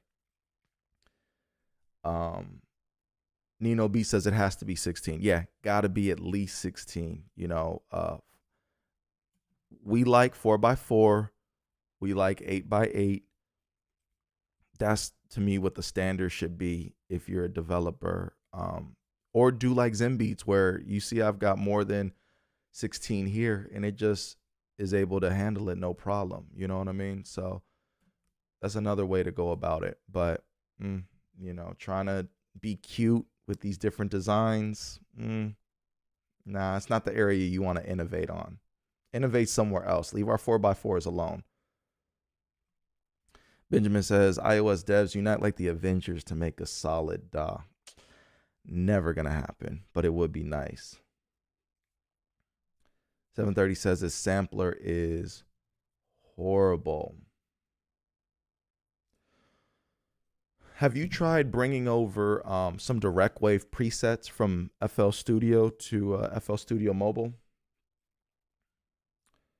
And Mo Music Pro says, just need FL Studio piano roll plus Ableton audio abilities and a Cubasis like UI. That would be a pretty cool combination. Yeah, no doubt about that. That would be a pretty cool combination. I wish directly from Cubasis we had a bit better file management. I wish we had drag and drop, and I wish there was I guess there is a Cubasis converter to Cubase. I'd have to try that out to see how that actually works, but Cubasis is pretty close to the most traditional DAW that you get on iOS. Benjamin says facts. 730 talking about FL Studio says not expecting it to be like his big brother, but damn, yeah, man, it's got that mobile tag for a reason.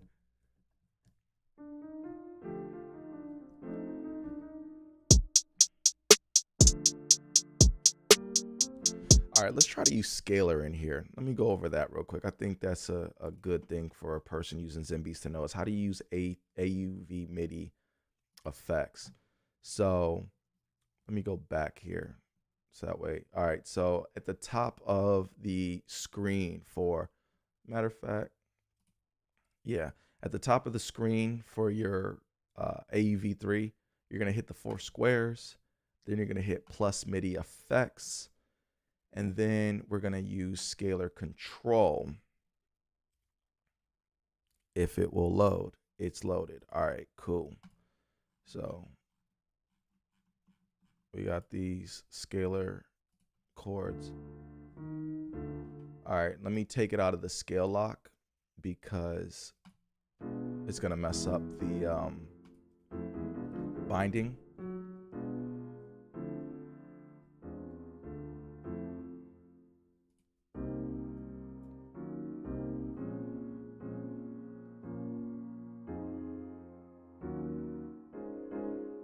Let me see what else.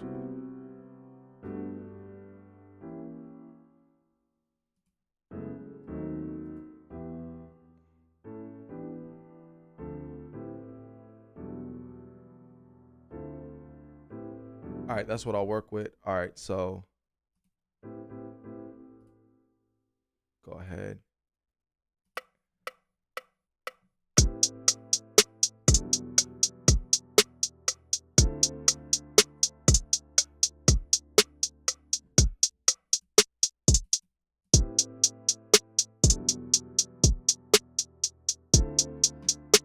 And there was another thing I did done here before. Let me see. How did I do it?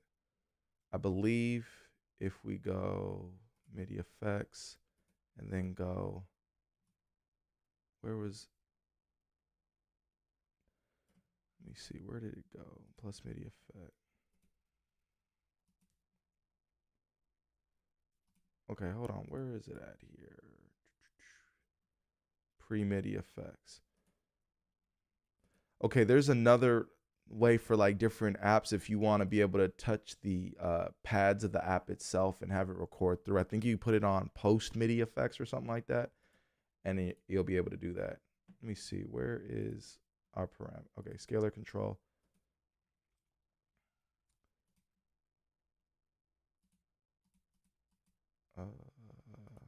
mixer.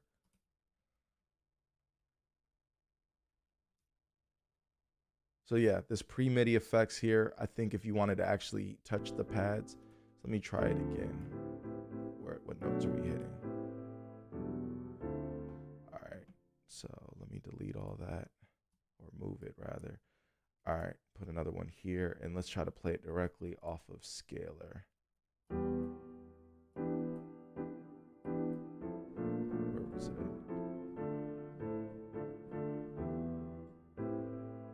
Where are you at?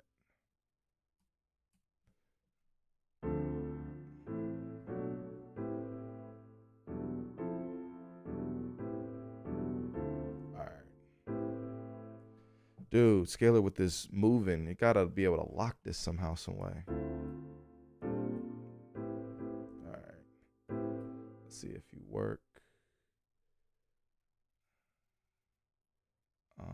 Scalar control.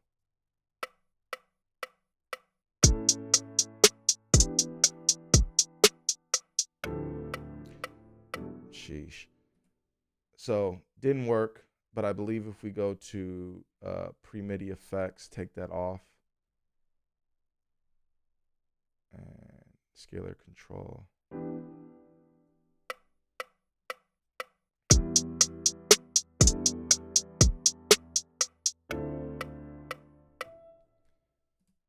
There we go. And now we got all the chords when we turned off the post MIDI effects, which is pretty dope. So now let's try this. We know we got them bound.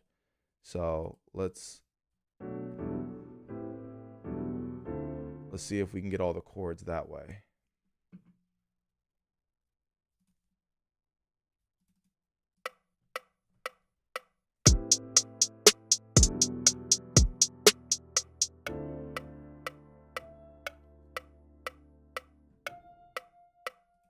All right, ZenBeats is definitely winning with this. We got all the notes of the chord easily by turning off. What did we turn off? What was it? Post MIDI okay, yeah, we turned off post MIDI effects or pre MIDI effects, whatever, and made it a post MIDI effect, and now we're good.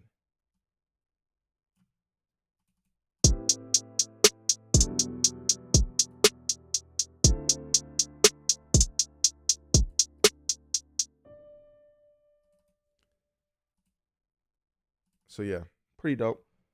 Let's see what we got going on. I wish we had the Cubasis Wave plugin sold separately for purchase. I agree, man. I really wish that Waves Tune RT, they wouldn't have I wish they would have put a real keyboard on it like they do on the desktop one. I know that you can route MIDI through it. All that's cool. Keep that, but also let us just be able to select the notes directly on a keyboard like we can on desktop. FL Studio is some of the best MIDI editing, and Ableton got audio on lock. Yep. D-Bennett says, I wish some of these devs make a universal price for desktop and iOS price for all. I think Roland ZenBeats does that. And what's another app that has both? But you got to buy them separate. Is MTS. You could do that. N-Track does that also, I believe. I believe a subscription to N-Track. There may be a way you can do both at once. If not, you can get the desktop and the iOS one. Mobile Music Pro says the social capabilities of BandLab. What do you think of BandLab Mobile Music Pro? How are you feeling about BandLab? Is it a good DAW?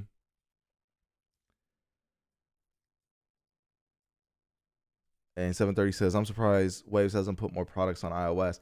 Yeah, especially at the price that they're at now, where they're charging like $20 and $30 and stuff like that, and the bundles are always on sale. It makes sense that it would be on iOS. You see FabFilter on iOS. You see IK Multimedia with Mixbox on iOS. Why aren't y'all on iOS? As a AEV3, it really doesn't make any sense. I don't understand it. Put the Mercury on iOS. I don't know what people would pay for it if y'all would just have to go subscription. I hope not, you know what I'm saying? But I think people would buy, Diamond, Gold, Mercury, Platinum, all that. Let's see.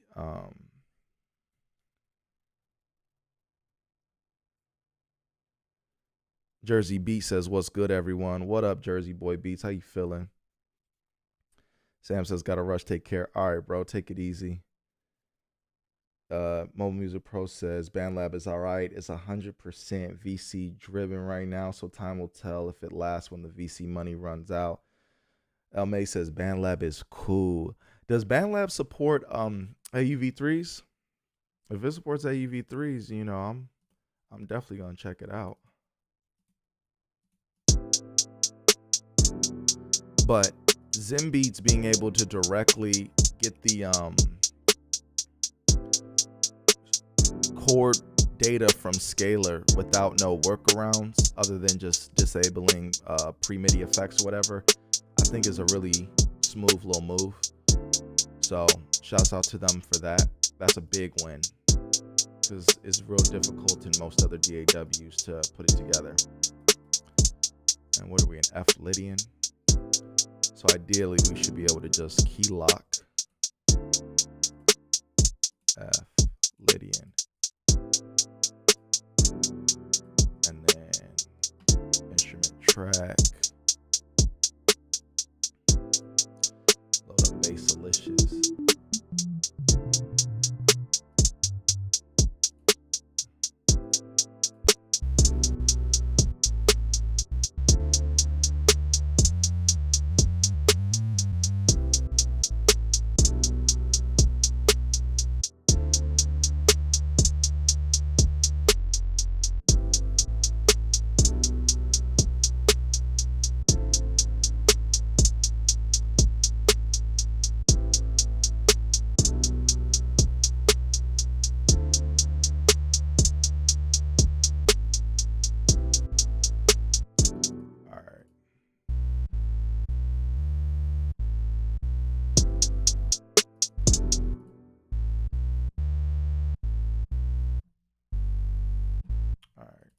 Work with that.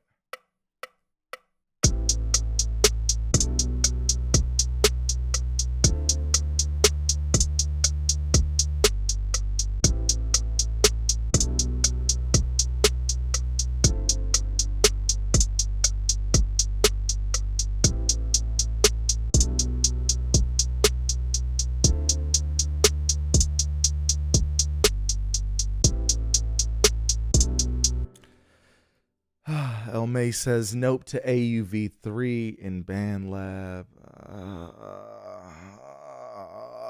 Why? Like, we got to get certain like standards, man. We got to put together like a list of just pure standards that we want. And it's like, listen, 4x4 pads if you're going to do pads, AUV3s, AUV3 MIDI. You know what I'm saying? What else? If you're going to do 4x4 pads, give us note repeat, or ratchet or whatever you want to call it. Give us note repeat. That would be great. Drag and drop support, if I didn't just say that, would be great. MIDI assignable things would be great. ZenBeats does really good with the MIDI assignable stuff. Hopefully they get even more things together. Beatmaker 3's been ahead of the curve with the MIDI assignable stuff.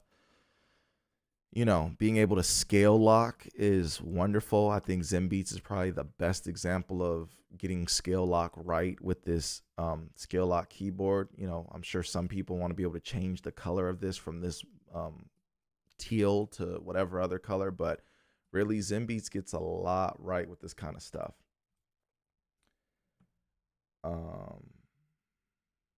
Let's see. El May says, "Because it's on all platforms, including web browsers." Okay. Well, clearly that's the audience they're after. I don't want to knock them on that, but sheesh. It'd be nice to see AUV3s.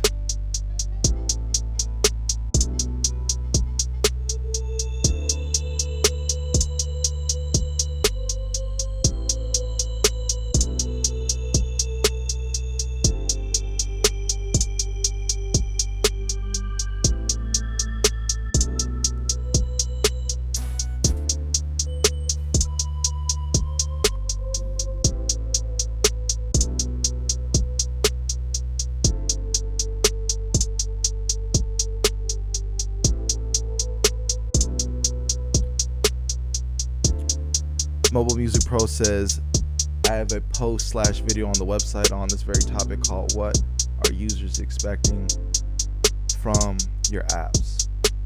Yeah, that's great guide for developers to follow. I hope that they are actually, reading and watching and listening,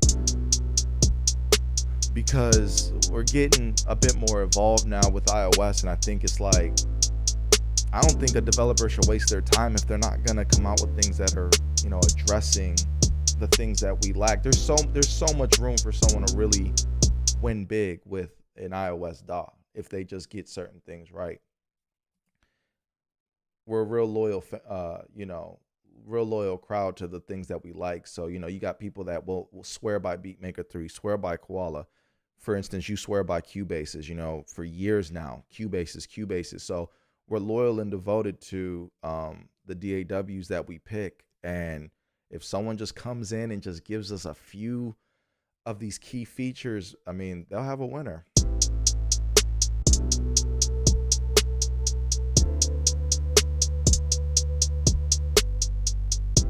This is a great point in El Mays. He says, I want a quality non-subscription auto-tune AUV3. Absolutely. And I don't want all this social media stuff put in it. I don't need your reverb, your compression, your EQ put in it.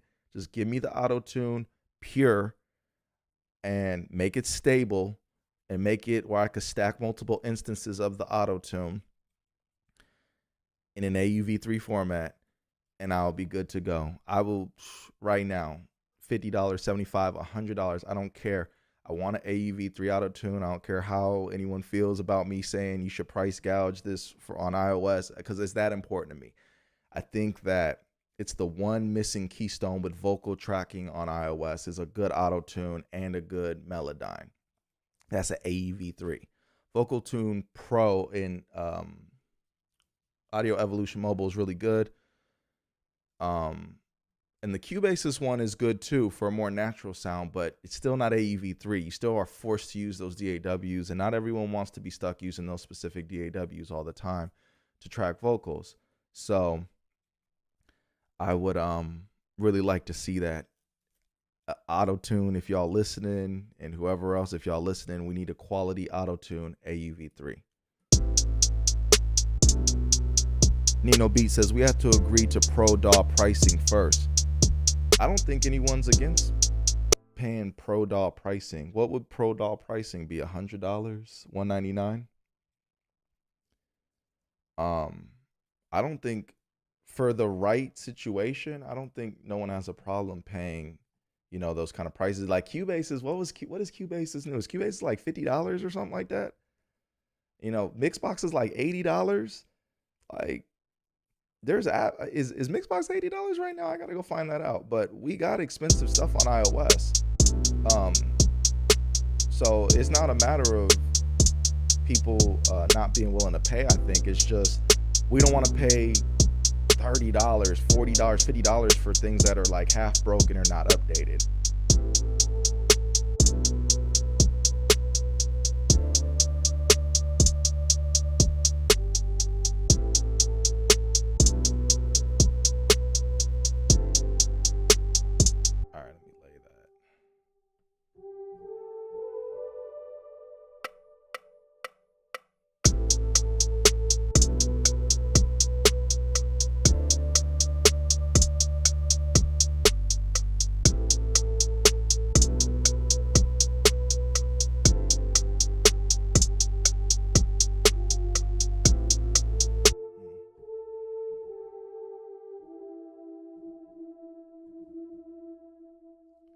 All right, go on this piano roll. Let's see how this goes. I like that you can scroll through it though with the mouse trackpad. That's a big win. Okay, where are my notes at? There we go.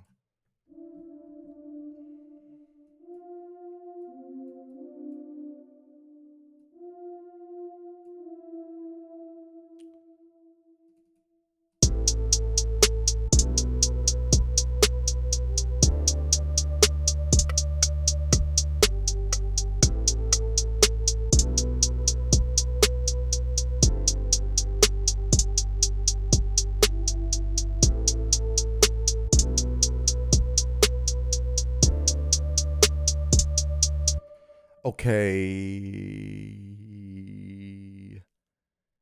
Nino Beats says Mixbox is $80 without Sunset. Mobile Music Pro 6 Mixbox equals $80.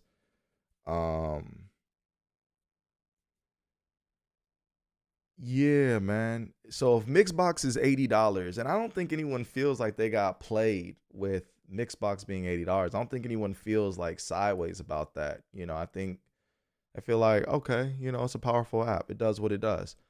I think for a DAW, I think we will pay up to $199 for Logic. I think we would pay up to $199 for Logic. But it would have to be Logic. I don't see us paying $300, $400, $250 for like a half baked. We would need a legit desktop port. I could see us giving up $250 for what's that? Bitwig, right? The real version brought over to iPad because they already have a touch optimized interface. Bring that over to iPad as is so that we could go with the regular version or the touch optimized version. People would pay $250 for that without question. Without question, people would pay $250 for that. People would pay $199 for Logic just like they do on desktop. But all this like, $400 or $500, that's out. Ain't nobody. That's not gonna happen. It's just not. It's not worth it. To pay that much for a DAW. There's too many good alternatives. There's too many ways to get it done. The bread and butter stuff is already over on iOS. We got FabFilter. We got Mixbox, right? We got some of the best desktop plugins that are available, and we got other Desert Cities. We got all the audio damage stuff over. We're getting all the baby audio stuff over. We're solid, so we don't need to go crazy spending on a DAW, but I think we pay $200 for a DAW. And let's see, Mobile Music Pro says, is Nano Studio 2 still your favorite go-to DAW on iOS? In a lot of ways it is, especially on iPhone. The thing is with Nano Studio 2 is I've just kind of seen the writing on the wall. The developer, for whatever reason, personal or whatever else, just doesn't seem very motivated to, keep it updated in terms of what the initial promises were for the app. And, like a relationship, you get someone unwilling and then you get someone, willing. It's like, I'm not going to sit here and get stuck. I'm going to go ahead and go with what's flowing, So we got ZenBeats, which has just been updated, and they're really trying to earn their respect in the DAW world. You got Cubasis, which is constantly quarterly being updated, and they've just done a lot of things to blow competition out of the water, which is a beautiful thing. You've got MTS, which is incredible with its synchronicity between desktop and iOS compatibility and being able to retain your sessions. It's a really special DAW in a lot of ways, even though its look is a little unconventional for most people. BeatMaker 3 is said to not be dead, and even if it was dead, it's the perfect like MPC or machine to take with you on the go. They got so much right from the outset with that.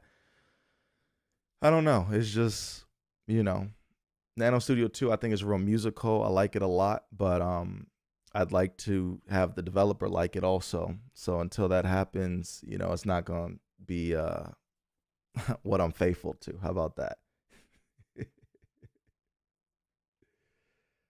And Nino B says, take my money for a 1-to-1 DAW. Yeah, no doubt. We're down to spend the money. Like we paying for audio modeling stuff, no pressure. We're paying for Mixbox, no pressure. FabFilter bundles, no pressure. All the audio damage stuff, no pressure. Like the money's here. Like we're good. We're down to spend the money. It's just got to be the right stuff. All this corner cutting with no AUV3s or these awkward pad layouts or these note repeats that aren't really synchronized to the tempo and all that. I mean, that's out. We want desktop class stuff. Why shouldn't we? We have desktop class chips inside. We got M1 chips.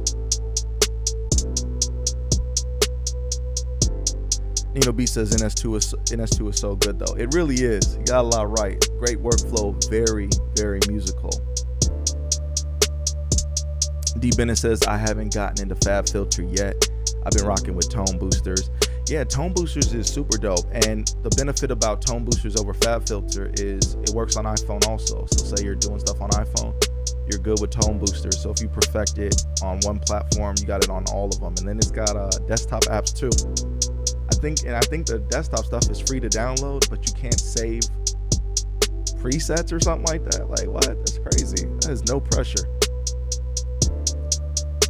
Hans says tone booster is great. I have them as well. Yeah, tone boosters is the truth. Mo Music Pro says, I guess you got to pick one at the end of the day. If you're saying DAWs, I mean, really, I just go for what I feel that day, man. I really, I think L Mays set it up here that I'm DAW fluid. Yeah, man, I'm a little sleazy with the DAWs, man. I definitely, I beat around. You know what I'm saying? I'll hit up ZenBeats. You know what I'm saying? Is my Wednesday action, and BeatMaker is the Monday and Tuesday action. Might be Nano Studio on Thursday. So I move around. I try to stick and move with this.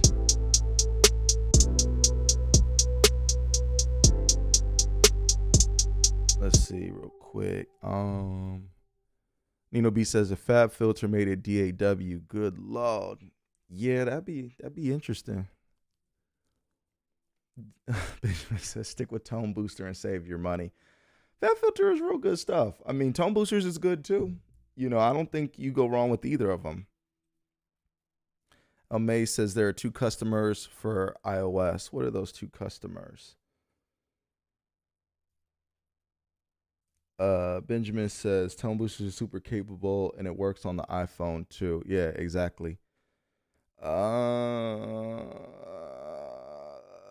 Hans, yeah, I ain't gonna post that, man. I ain't gonna post that. We still gonna hold out hope, man. A lot of updates are being made, so I ain't gonna plaster that to the live. El May says iOS is my DAW. All the apps are modules. Yeah, that's a good philosophy to have. Melissa says not a Cubase guy. Cubase on desktop or Cubasis on iOS? If you're talking about the desktop app, no. Pretty much everything but Cubasis. Funny enough, I started in Cubasis. Got nothing but love. I'm not Cubasis, Cubase. I got nothing but love for Cubase, but these days on desktop, I'm gonna use FL Studio, Ableton, Bitwig, Logic, maybe Pro Tools, maybe. If I'm going straight audio, it's possible I use Pro Tools, not even really too much no more though. Mobile Music Pro says 2 customers will be the cheap folks and then the pro folks. One group won't pay more than $20 for an app. The others will pay if the app is worth it. Yeah, I feel like that's always the case with anything though. There's Mac users that are going to stick to GarageBand, and that's as far as they'll venture with the music stuff, and that's fine. But I think the market is shown that we can handle and sustain pro applications, and that the fact that pro developers keep on developing for iOS, it says a lot, It says that the market must be there. We don't know none of their numbers, obviously, but the market must be there if, Timeless 3 hit desktop and then shortly thereafter it hit iOS. Audio Damage keeps releasing stuff. Yeah, all these developers, Baby Audio's, really jumping into iOS, dead serious. They must like what they're getting on the monetary side. They don't want to miss out on iOS. So I think iOS has a market for professional stuff. And I think the person who wasn't going to spend $200 on a DAW wasn't probably going to spend it on desktop either. So that's just how the ball bounced sometimes. Let me see. Mo Music Pro says being DAW fluid is great, but I prefer all my projects to live in a single DAW. Yeah, that's cool too. But I just don't for iOS. I don't really like the DAWs enough to really let my projects live in them permanently. I just don't believe in. I've had Cubasis kill projects on me. Um, I don't believe in the DAWs quite enough to make them my final destination for sure. So I kind of treat a lot of these iOS DAWs like groove boxes, like I would do with a machine, make the track, and then send it over to quote unquote real DAW on desktop. Sometimes I'll mess around on iOS DAWs to finish out the beat. It's possible. There's nothing wrong with that. But I think I like to send it over to desktop just to have the safest container. I'd hate to have the thing get lost or wiped or whatever. So I kind of treat each iOS DAW like an MPC or a machine. Make the beat and then bounce out the audio or the MIDI and send it to the desktop.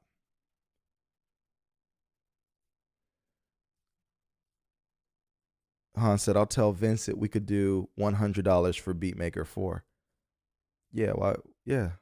I mean, I'm not even trying to be funny and I ain't trying to speak for nobody else, but I would give him $100 for BeatMaker 4.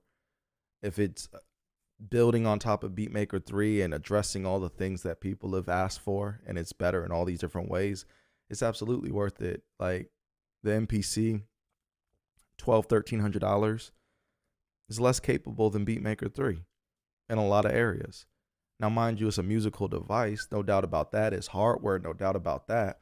But the plugins compared to what you can get on iOS, not even close. Not even close. And they want $500 for those plugins. Probably more than that. I think it's like $800 altogether for those plugins. So the MPC stuff is good. It's a cool, breakthrough in the world of standalone hardware, but still it's iOS is more powerful. Let's see. El May says, I don't want a desktop port if it's not touch first.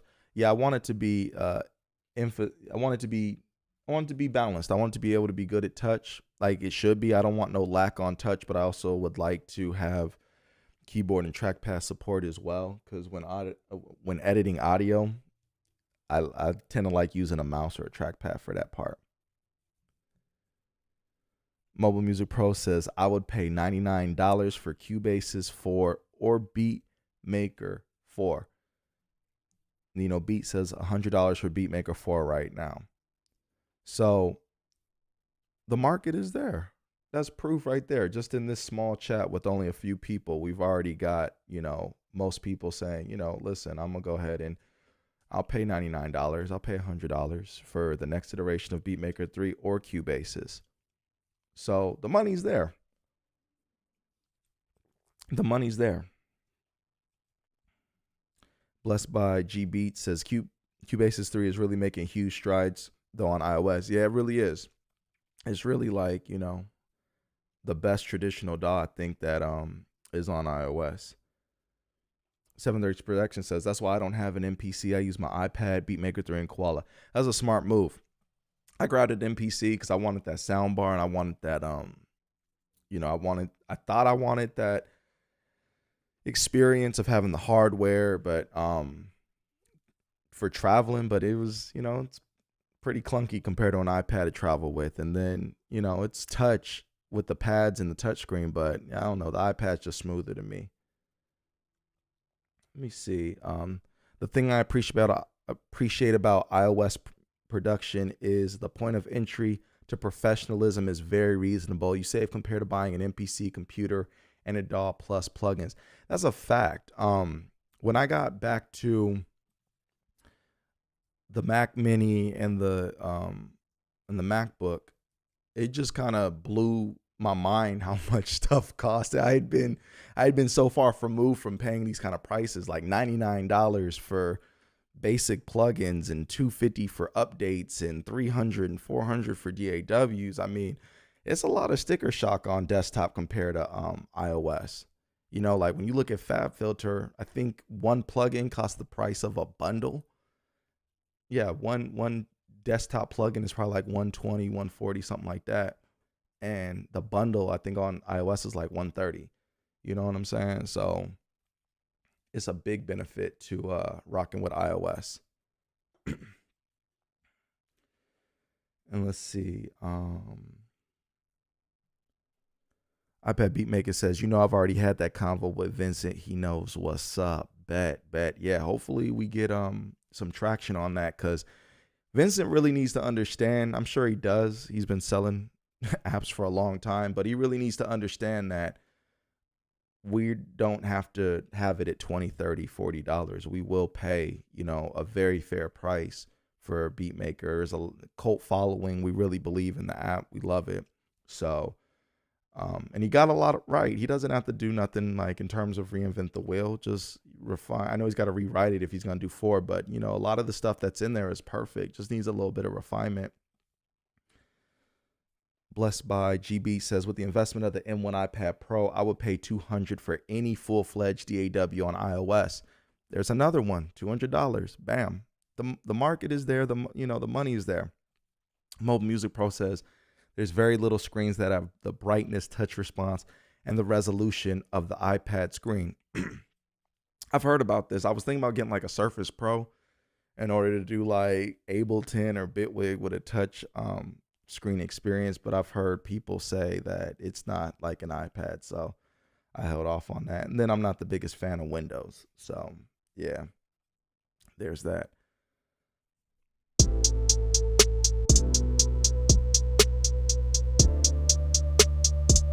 All right, let me see. I'm gonna close out ZenBeats, but I still want to work on some tracks. What app should I use next? What apps y'all think I should use? ZenBeats is cool. A lot of positive features there. I think if you spend some time with it, it's a really wonderful app, well worth the money. It needs to be updated to refine some of the things that are a little tricky. Get some of the bugs fixed, probably. Some of the little workflow quirks worked out, but really, it's a pretty powerful and capable app. And I still have no idea to send this stuff to the timeline. So maybe that's a bug. Maybe that's something I'm doing wrong. It seems like every iteration of ZenBeats, there's kind of something that doesn't work well for me on the first time. So no biggie though.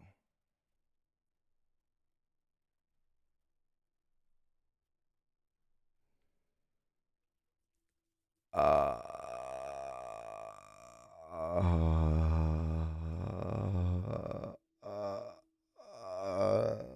dang.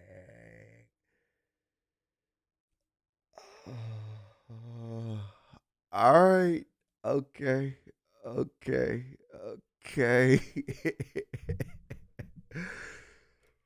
You know what? Let's see what happens. All right, give me 1 second. Let's see what happens. Give me 1 second. Let me say this and close. Give me 1 second. Let me say this and close this out. Let's see what happens. Cause now I'm curious. All right. Let's see.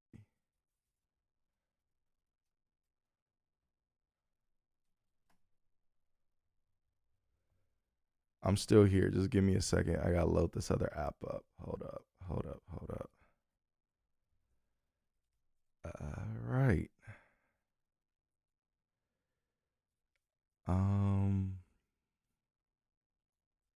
Okay.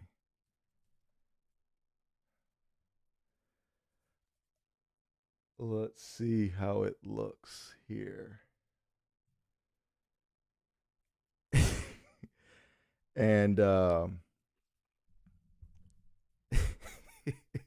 we have one of the latest additions to the iOS music making landscape.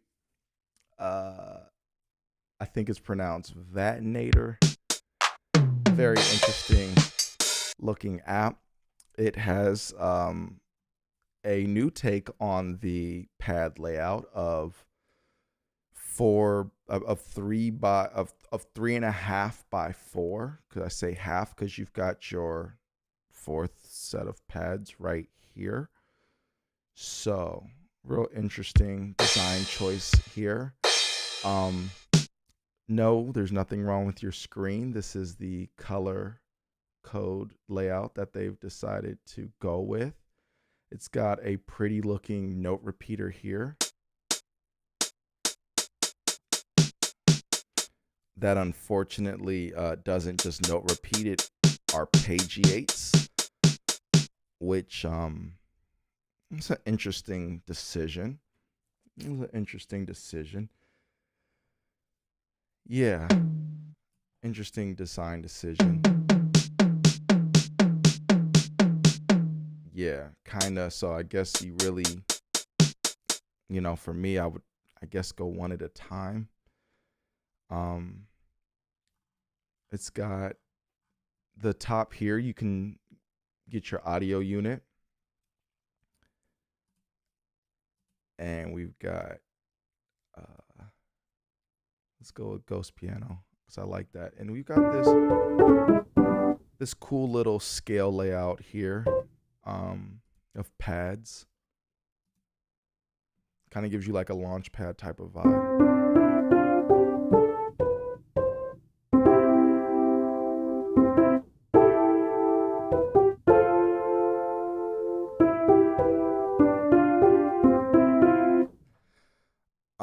Yeah, so really, really cool stuff there. You can make the pads a bit bigger.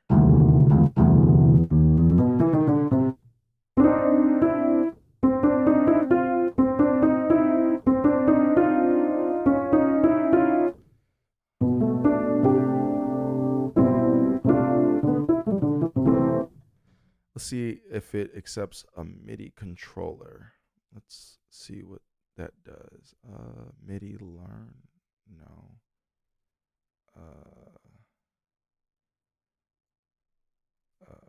MIDI in? No.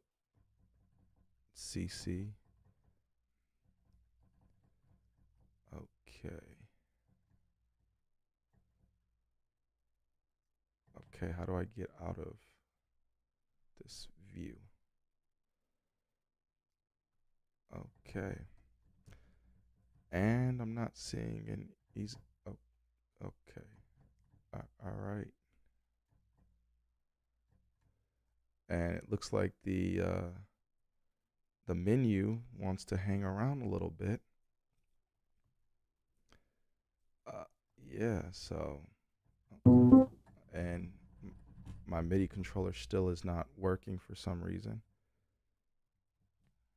So, let's see. Maybe that'll do it. I don't know.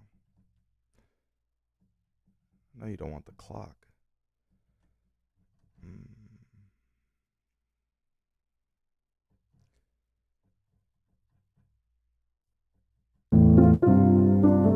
Do I need to do some MIDI routing maybe of the instrument? I don't know. Pretty interesting though. Yeah. Yeah. Yeah. Yeah. This was this was this is an interesting app. I think I need to take some more time and learn it. So I'm gonna go ahead and leave this app for now. And I think someone said Jamie is finishing incredible full tracks and Cubasis. Yeah, Jamie's snapping, no doubt about that. Let me see. I think someone said to try Cubasis. D Bennett said, let's give Cubasis a go. All right, let's do that. Let's give Cubasis a go. I will give Cubasis a go. Let me go ahead and leave this app alone and launch Cubasis. How do I close this app out though? All right, there we go. And Cubasis.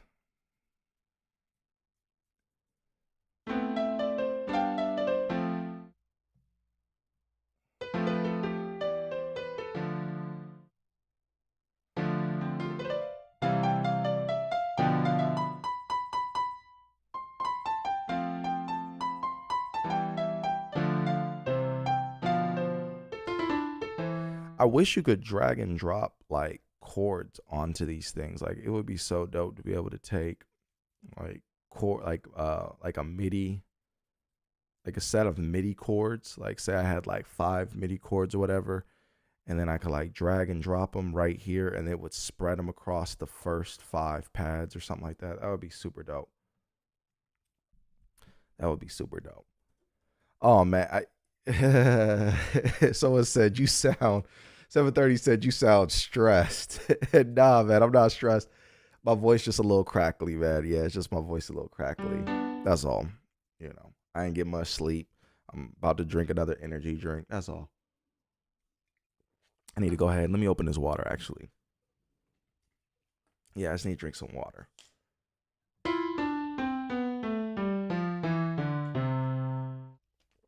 All right. I got a really cool Launchpad template though for Cubasis. If y'all got Launchpad Pro, I wish I had it set up right now, but this is what it is.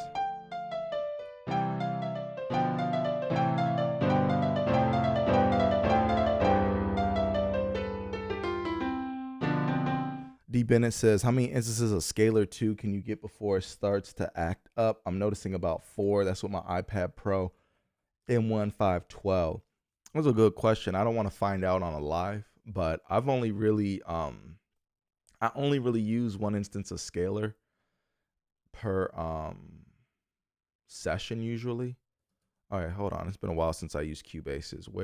There we go, MIDI effects. See, I forget everything is done right in Cubasis with how they laid stuff out. I wish you could scroll through these menus though. Scalar control. Mobile Music Pro says, I've never tested more than 4 instances of Scalar. And Mobile Music Pro says that would be super dope. I think he's referring to when I said it would be cool to drag and drop the MIDI onto these pads and it spreads them across. Yeah, if that's what you're talking about, it would be super, super dope. Hold on. Scalar. Why don't you scale properly? Like how you got the name Scalar, but you don't scale right? All right. Let's see.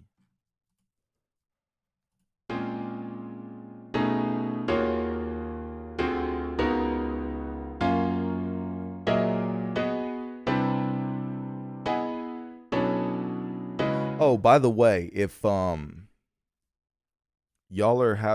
have Scalar and have not checked out Mobile Music Pro's videos on Scalar, be sure to check out his walkthroughs on Scalar. He's got some really good content. Make sure you subscribe to Mobile Music Pro. He's got some great content. He's consistent. He's out every week putting out new videos with great information.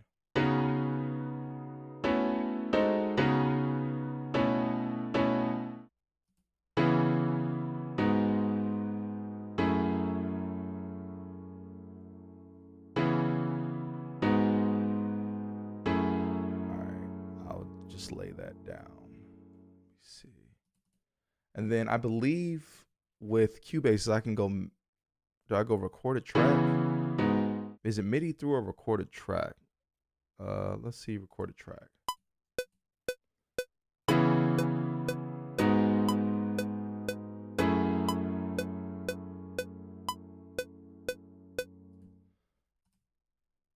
Cubasis just makes it so simple. Like recorded track is already it's like magic. I see why Mobile Music Pro likes to rock with Cubasis. It gets a lot right. Oh, hold on. Let me turn the power off on this.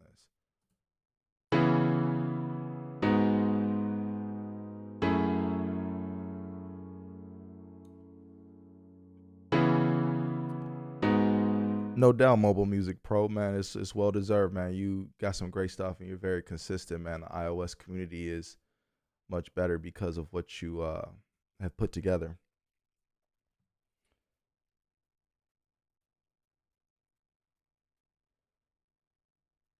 Okay, D Bennett says, I thought I was tripping, but I thought I was tripping. However, I still catch time the sound fades out in the beginning of the loop. So now I've just been bouncing the audio. Is this with Scalar? But yeah, I mean, this is let me see. So C sharp minor is what we're in. C sharp minor is what we're in, I believe. Now, what I would usually do, let me tell you what I would usually do. Because to me, I don't like working in Cubasis's piano roll at all. So I would use Atom is really kind of what's driving all this. And then how would you do this? MIDI through, I think.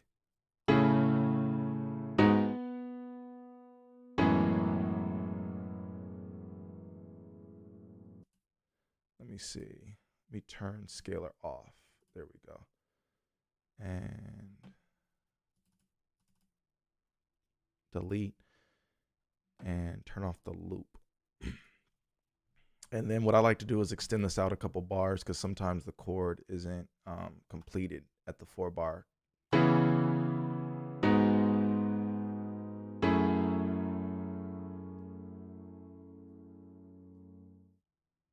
So this is how I would work usually within Cubasis, because this gives me like everything. Trackpad scrolling lets me know like, all right, I can go C minor, I believe is what it said it was in, but we see some notes are hanging outside of it. So maybe that's not the case. Maybe it was C sharp minor. Yeah, it looks like it was C sharp minor. So bam, instantly I got that scale lit up. And if I wanted to, I could then, let me see.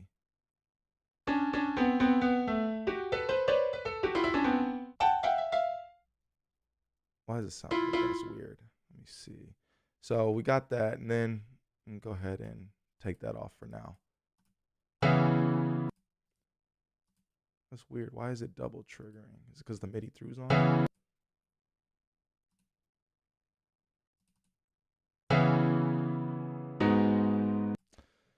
That is awkward.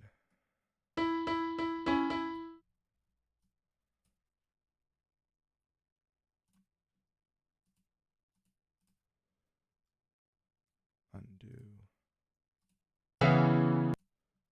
Must be 2 sets of notes there, maybe. That's weird. Why is it doing that?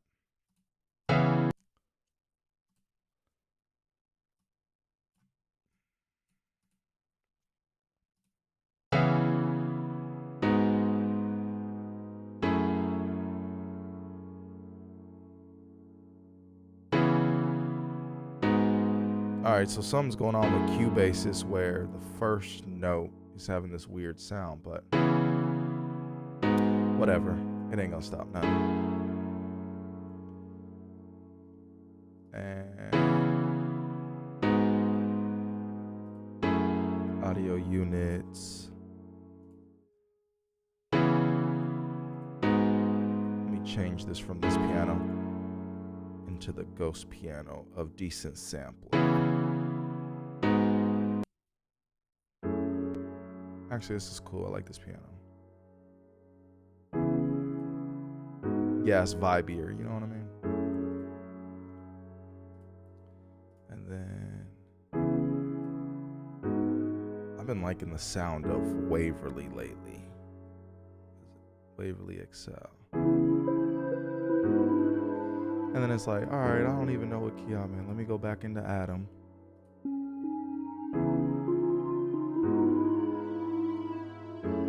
And then I got my layers here. So say I want to draw in, I could draw in, or I could lock it to the scale.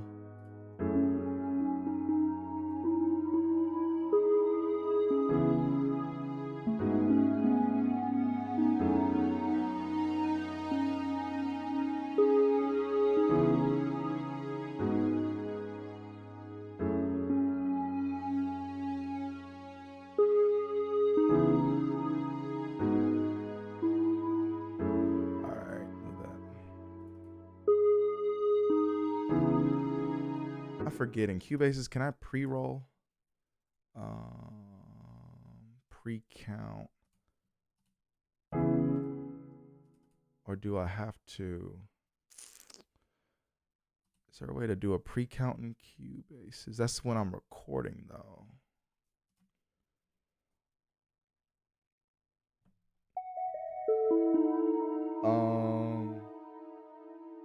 Mobile Music Pro says, does Atom lock your MIDI keyboard to scale too? It absolutely does.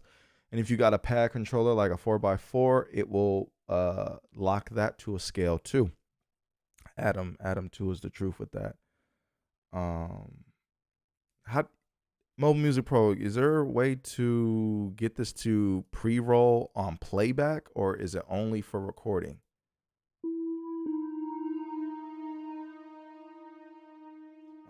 Only record. All right, I don't want to actually record. Let me see. Maybe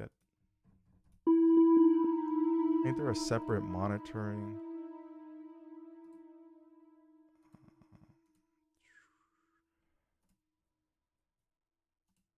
I thought there was a monitoring only button.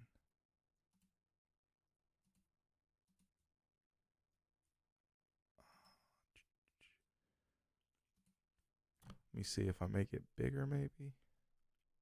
No, there's no monitoring button there.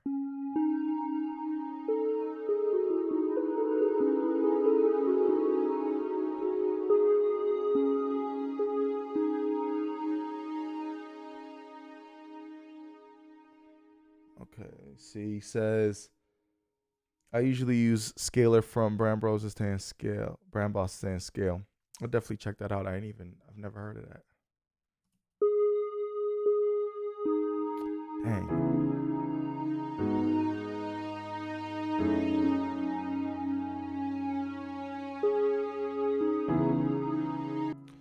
All right, whatever. I'll go ahead and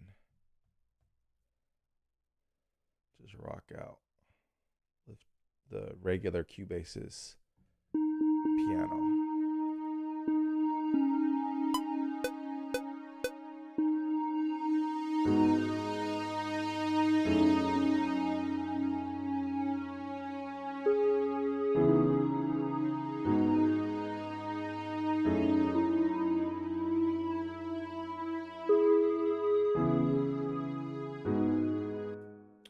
All right. Move you. Move you. All right. Got it. Lock it.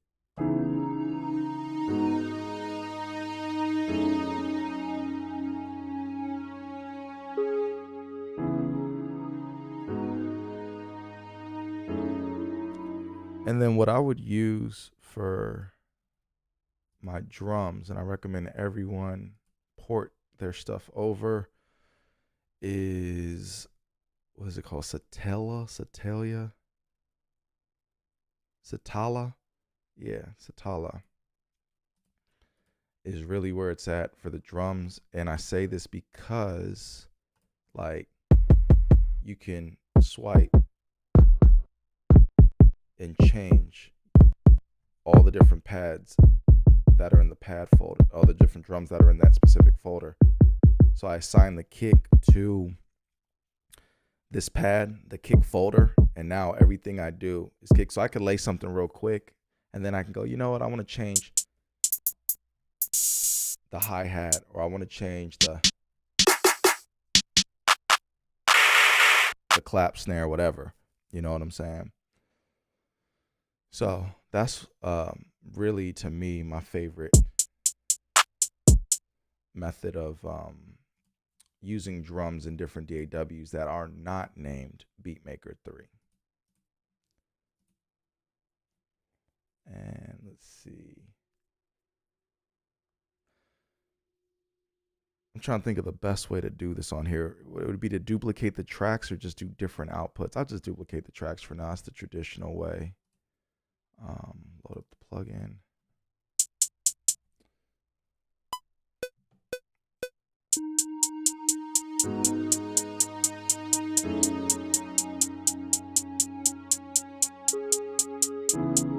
All right, and then quantize that.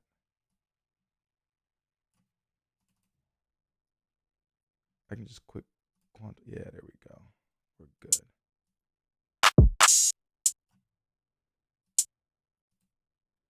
Let it go. There we go. All right, looks like we're good for the first 2 bars. So I'll just copy that Is there a duplicate button or do I gotta go copy paste? I guess copy paste it is.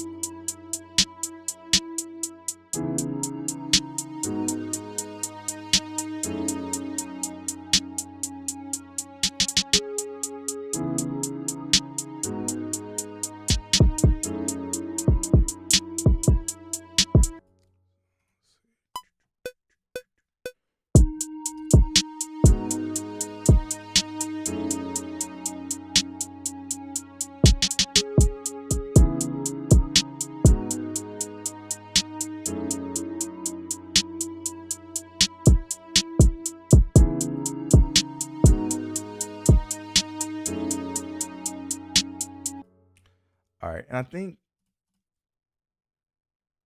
Cubasis does have note repeat, right? Yeah, it does, don't it? So yeah, I don't have to be without note repeat. What do I need to do though? Take it out of these chords, like single. Okay, Cubasis, keys, pads. It does this right with drums, so I guess I need to have a drum track loaded for it to do it right. Whatever. Moving on. Let's see. No, I don't want to tell. So I got to open it, go back. There we go. All right, and again, I recommend everyone, like for 808s and stuff, host them in Drambo. Drambo is the best host for your 808s. Period.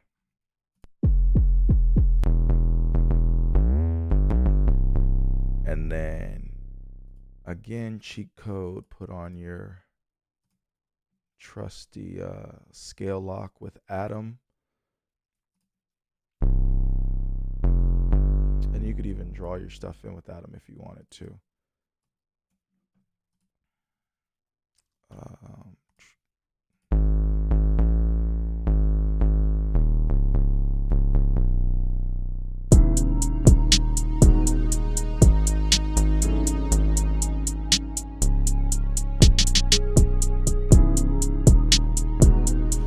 All right, hold on. Someone just gave me an answer. Turn the chord off and note repeat is on the left. Let me see. Wait, pads, chord. So how do you turn it off? Edit. Like where on here is chords? Like I see single. But so I gotta make all these single. Is that jeez, really?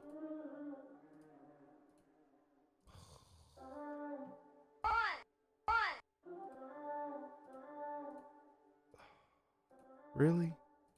That's crazy. What do I need?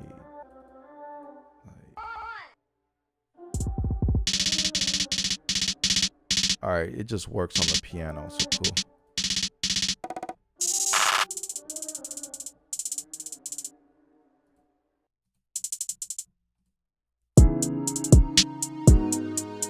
Cool, that works. I'll just do it like that.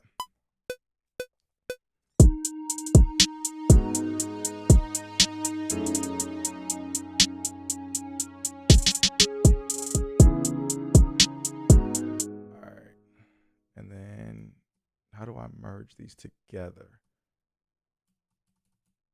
Select, glue. Oh, put it in. Okay, cool. Cubasis got that. That's pretty cool.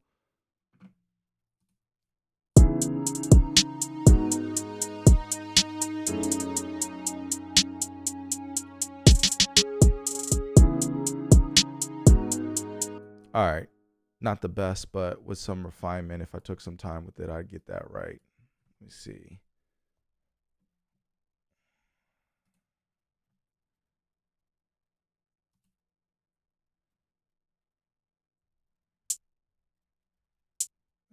Erase.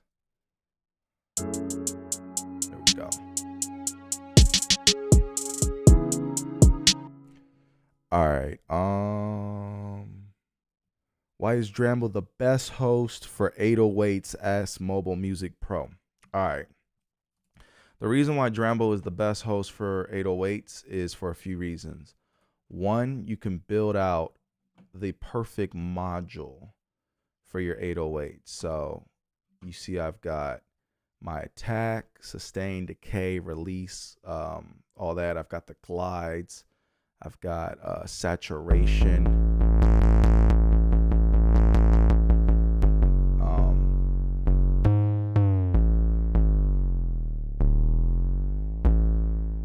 And then you can adjust the attack.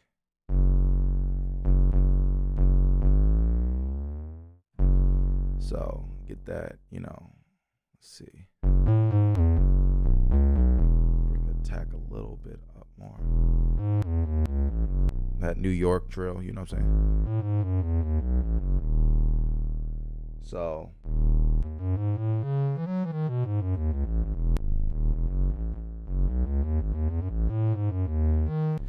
to me, this is why Dramble is the best host, and on top of that, it works in every DAW, and it even works on M1 Macs. So starting from the very cheap, like $500 Mac Mini, I don't know if it's $500 regularly, but it's always on sale, up to every other M1 Mac, you get good compatibility. Like this works in Logic, works in MTS Multitrack Studio, works in the newer version of Ableton. I don't know if it's on the official one, but it's on the beta for sure, and it'll be on the official one soon. So yeah, on top of that, it's easy to cycle through the 808s. I believe this is probably a MIDI assignable button too.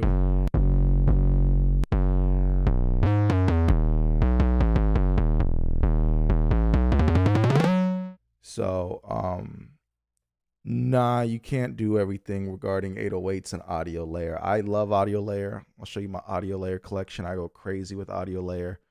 But for hosting 808s specifically. So my three things are this. Audio layer is the best for disk streaming, bringing ESX24 instruments over, using auto sampler and Logic or MainStage. Audio layer is best for that.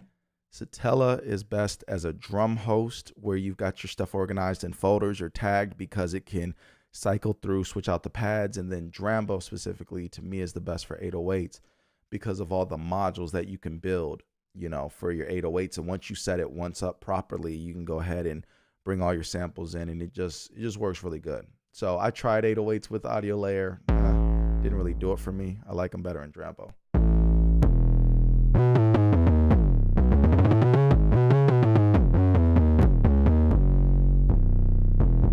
So yeah, but of course, everyone has a different workflow that works for them. This is just what would do it for me.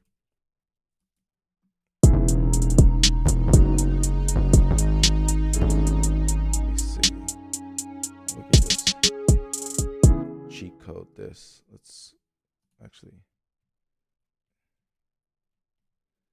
how do we layer?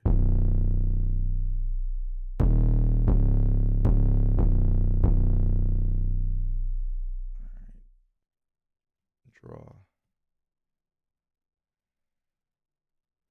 Let's see how it sounds. Push play.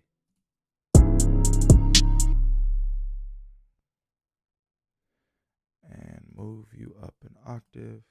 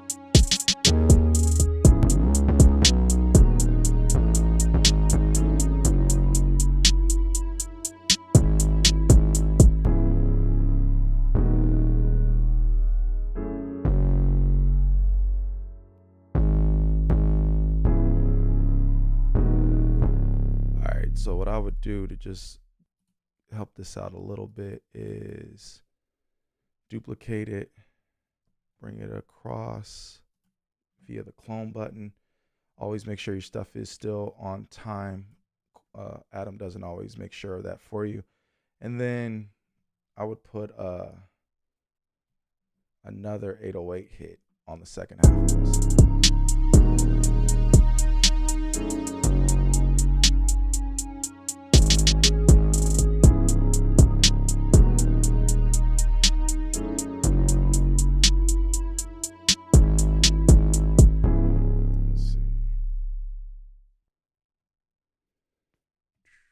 Select.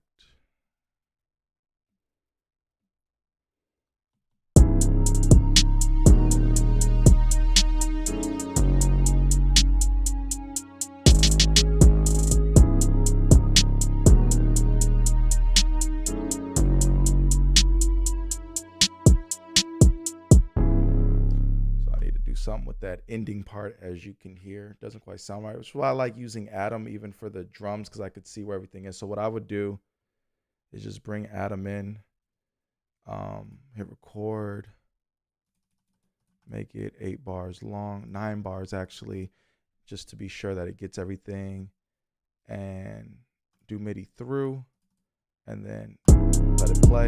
And right here, it's gonna record my kicks. And what this will do is have me have an easier time with lining up the 808 to make sure it's landing on a kick, because I don't always remember the pattern. So, all right, now we got that there, and I know specifically, and I can even like turn the power of the Atom off, so that way it's not gonna play twice. But now as I'm drawing my 808, I know exactly where each of the hits are that's down here. So I know, okay, I need to make sure that every 808 hit is lining up with the kick, which it is here, which is good. It is here, which is good. But over here at the end, we're not really getting a lot of action on the final part of the measure. So I don't know what this will sound like, but let's just see real quick.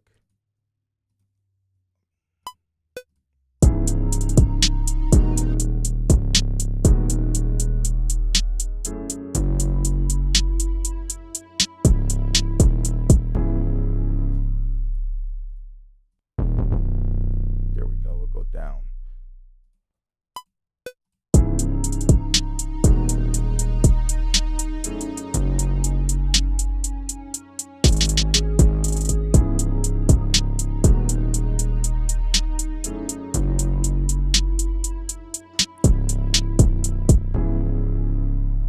All right, I think that sounds pretty cool.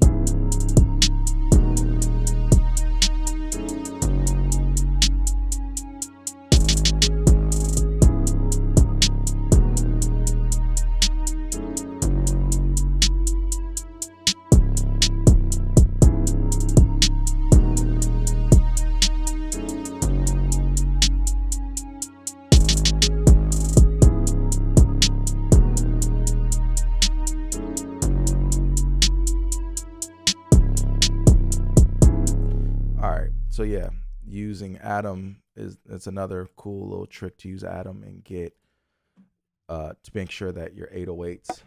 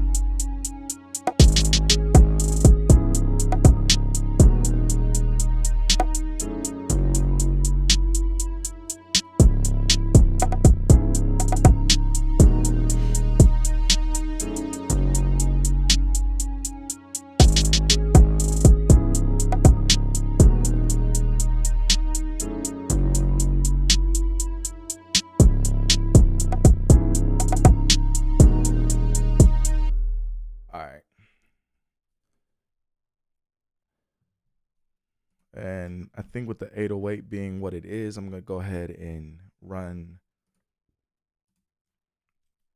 it directly to the track. And I really like the recorded track feature of Atom Piano Roll 2. It's pretty dope.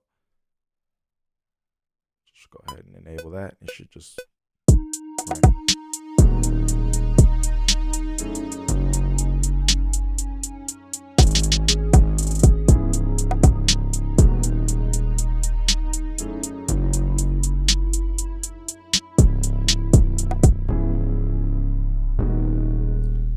For some reason with Atom, dude, there's must be some latency there because it's not able to catch the first note, but that's all right because we got it at the tail end. So we'll go ahead and move it now. I think we are good. Turn off the power of the Atom.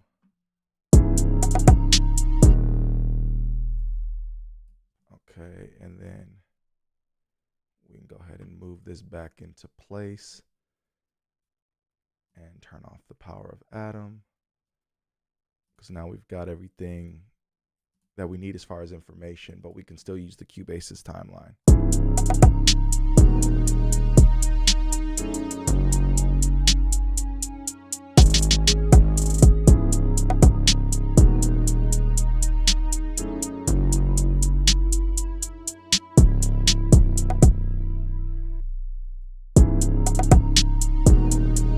Mobile Music Pro says, yep, Atom and other MIDI piano rolls have had some latency in Cubasis before, so I still stick to the native piano roll. Yeah, the latency, it don't bother me too much because I still just go ahead and record it to the track and then adjust accordingly.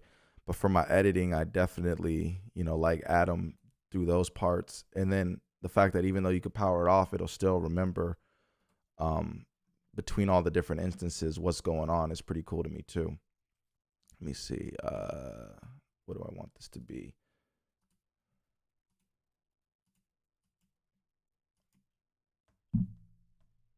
Let's see, Waverly. Let's try Waverly again. Maybe we'll find something else.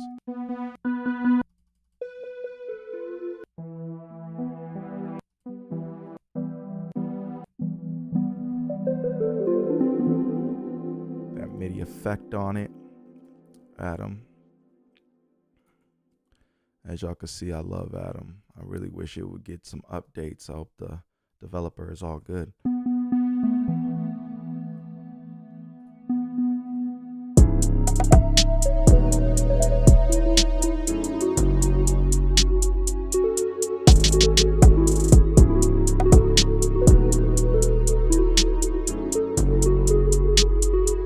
That's why I don't have it mapped to whites. Let's see. There we go.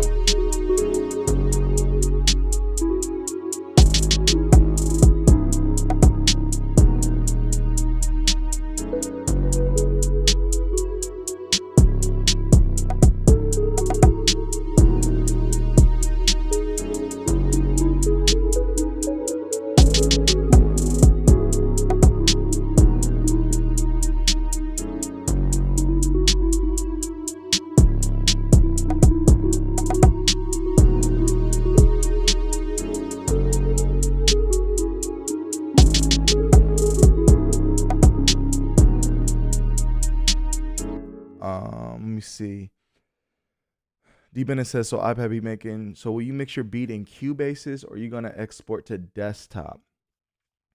See, I go back and forth between that. It depends on the moment, the beat, the circumstance, and all that. Who it's for, kind of what I have, what they're gonna do with it. If I know I'm dealing with an artist who is going to be recording on desktop, and I kind of know the software they're gonna be in, sometimes I'll go ahead and set the track up formally in the DAW that I know that they're gonna work in, and I'll send them the whole entire folder, like the whole entire project like that. Just because it kind of it preserves some of the intention on how I was arranging the beat and kind of where I wanted things to go, and it gives them an easy ability to control the stem levels and things like that to fit their voice or whatever it is they're trying to do. So sometimes I'll mix also on iOS, like if I'm really feeling it. There's nothing wrong with the tools on iOS. The tools on iOS are more than good enough to great, like desktop class, you can mix on iOS, no problem. So it just depends on how I'm feeling that day and what else is going on with the track.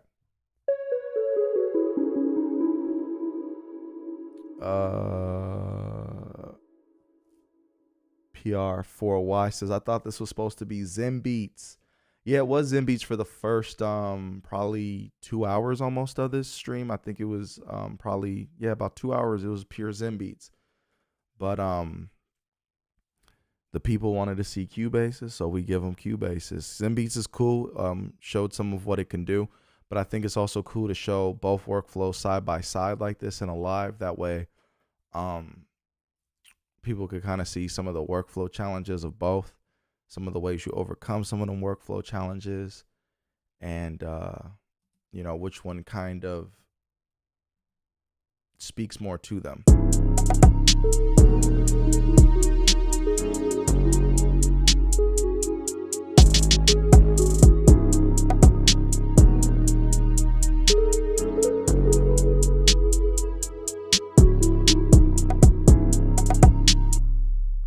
Let me see real quick here. Let's get audio layer.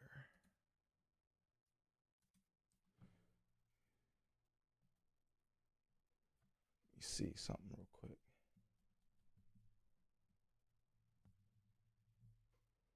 Oops, I accidentally switched the switcher. 1 second. Let me bring Cubasis back. My bad. All right. Audio layer. It's the best for sampling heavy instrument libraries without question.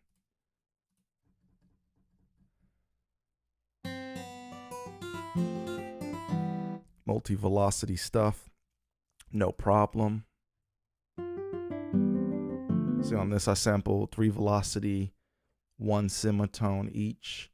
So it's just pretty much as close to the desktop experience that this sound would have had.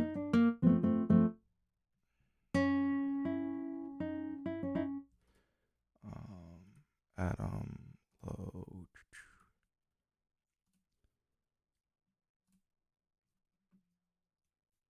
Yeah, the devs at Cubasis should definitely take notes from what Atom offers and try to bring that natively.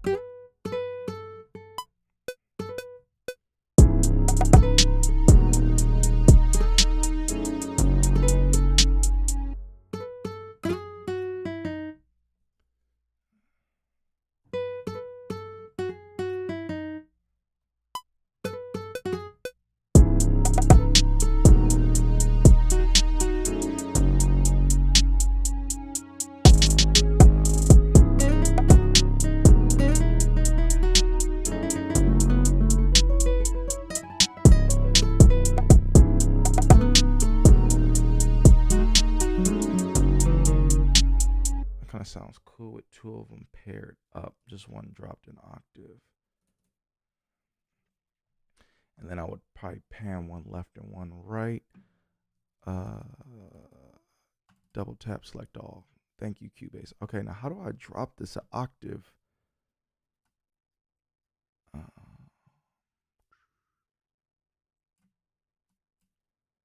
Man. No easy way to do that. Okay. No, that's not what I wanted to do. All right, undo.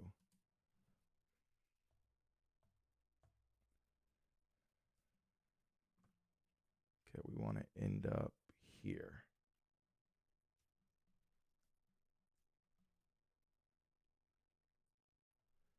Let's see if that works.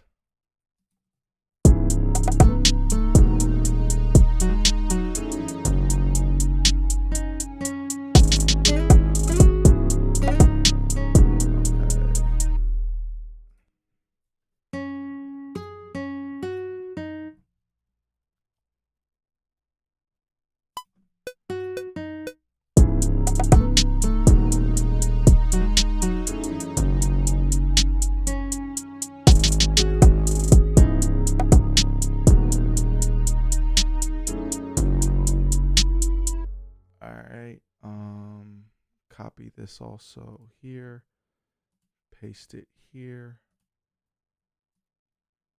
and select them,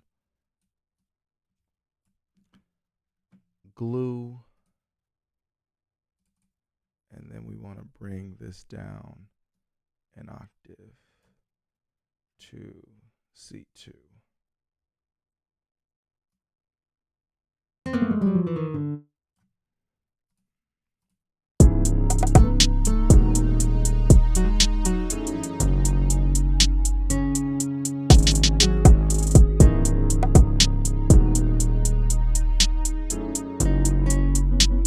Transpose at the top will move it for me. Really?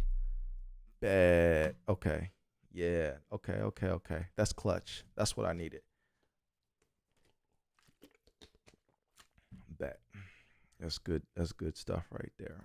That's what we need.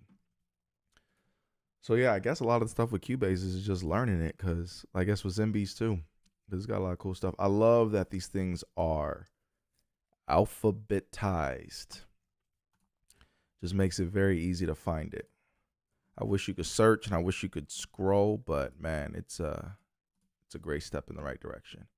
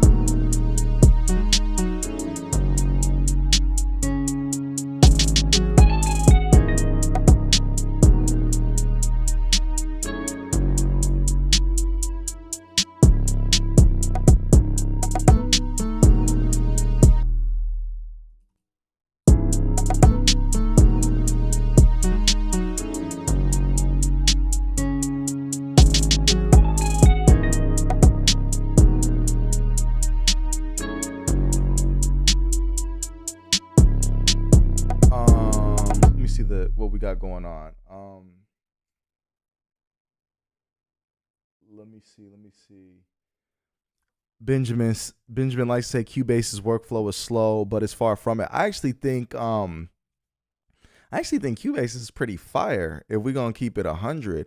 El Mays mentioned it earlier in the chat when let me go back to it real quick. Let me scroll up.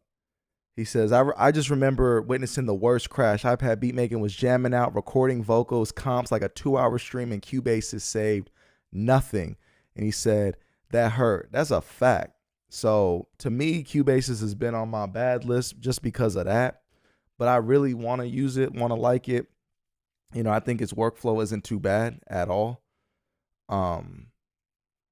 But I have had the worst happen, which was crazy because it was a very complex session with vocals going crazy. And, you know, vocal work ain't like MIDI work where you can kind of maybe salvage some type of playing. Man, the vocal work is once it's gone, it's gone. You know, you can't, even if you say the same lyrics, you can't necessarily produce that same vibe. So, yeah, let me see.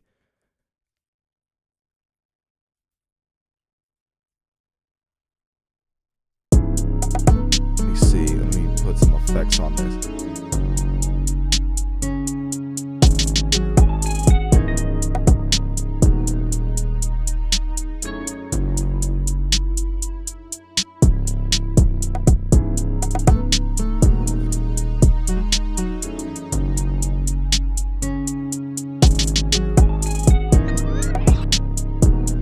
Yeah, if I was gonna do like someone said you making this this sexy time music, man, yeah, just vibe peaceful music. I guess at nighttime that's when I'll make the more aggressive music. I don't want to be angry at breakfast with the music, you know what I'm saying?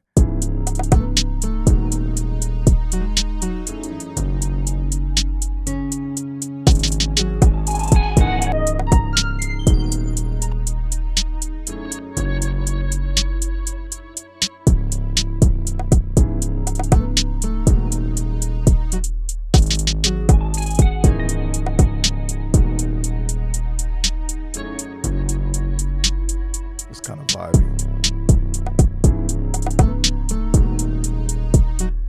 And then these guitars, they need to be panned left and right. That was my original intention with them. So let's go ahead and do that.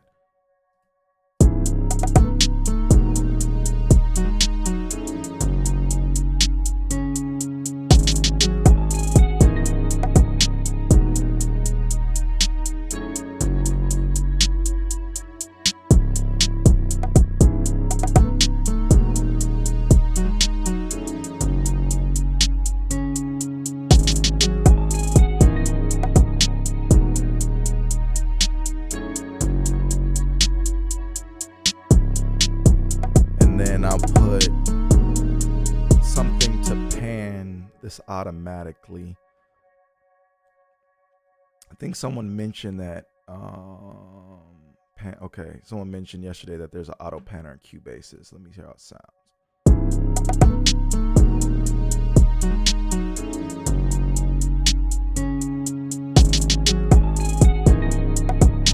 It's pretty good sounding.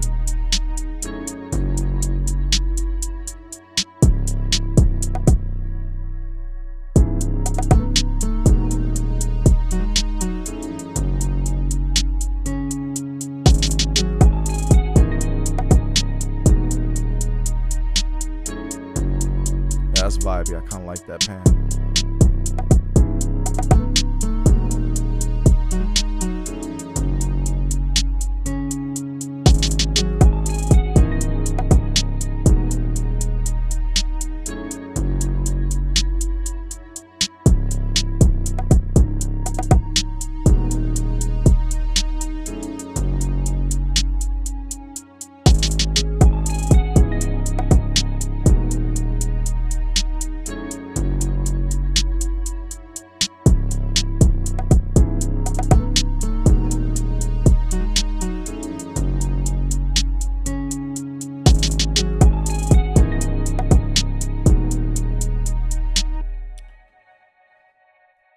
Mobile music process. Cubasis only crashes on me with certain plugins. Yeah. He says, which is why I'm very picky about my plugins. Yeah, it shouldn't have went like that. The most used plugin was the Waves Tune RT in it. Everything else was funneled through a group, so there's only like one instance of them, except for the Waves Tune RT, which had, you know, as many instances as I needed to run. And crashing would have been one thing. Like, crashes happen, but it didn't just crash. It like melted the whole session. It threw everything out of time. Some takes were just straight up gone. Like it was wild. It was the craziest crash I ever had on iOS.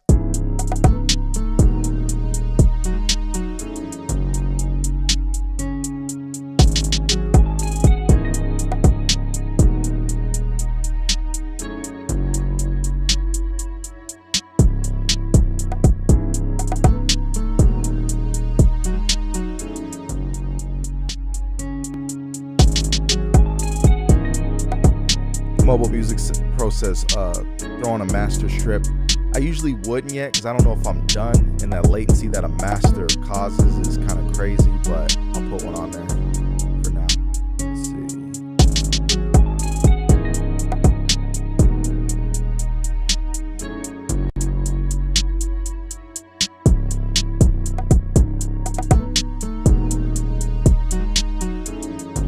I wonder why it's constantly having this lag on the first note though. This is weird. Like, I bet if I froze this right now, let me see, make these bigger. If I froze these right now, I bet it might miss the first note. Let's see.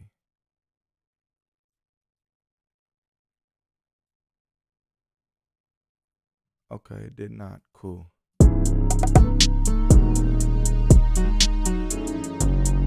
Yeah, Cubasis got the best freeze in the game to me.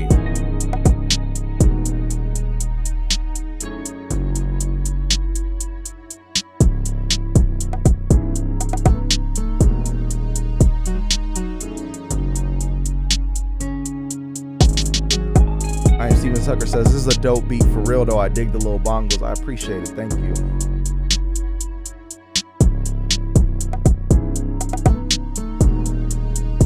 Nino says, if you name your sample before saving, no crashes. Yeah, please explain that.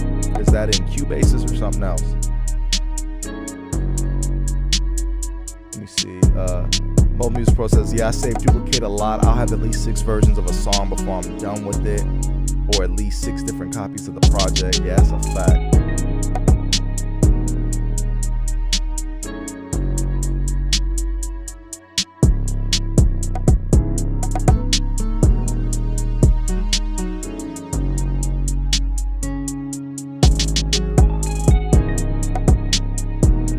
Yeah, to me, Cubasis is still a very musical little app. I don't got too much bad to say about it. I've had a couple little experiences I didn't find favorable, but overall, man, I really dig it. It's got a lot of good going on.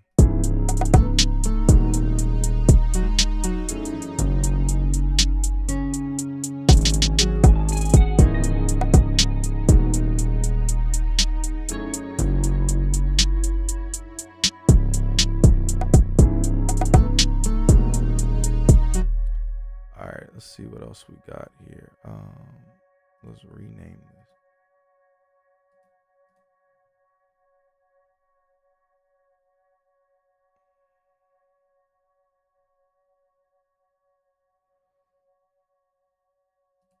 All right, and start something new.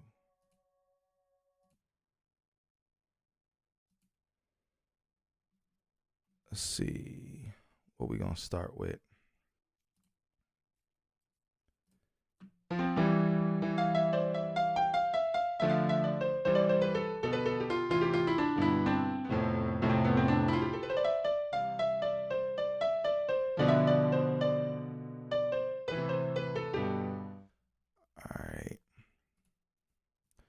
What plugin should we start with now?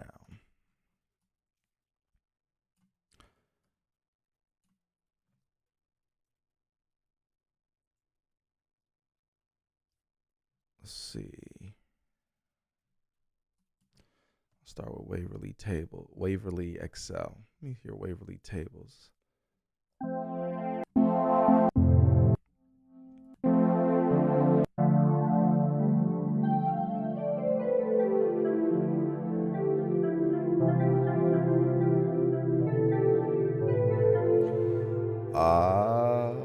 Snap.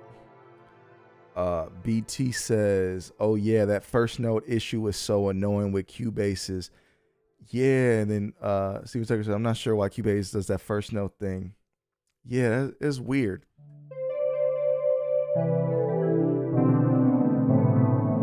All right, and I feel like we need cheat codes, so let's go ahead and slap scalar on something. See what this pad sounds like with scalar doing his magic. It's kind of cool how you can have like two windows open with this at once. I really wish scalar scaled better.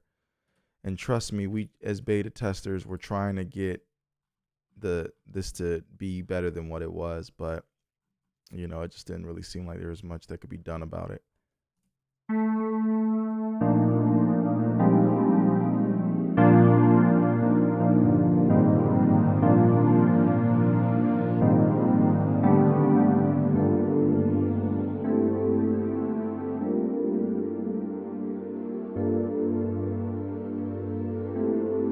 All right, Mobile Music Pro, take care. Appreciate you pulling up.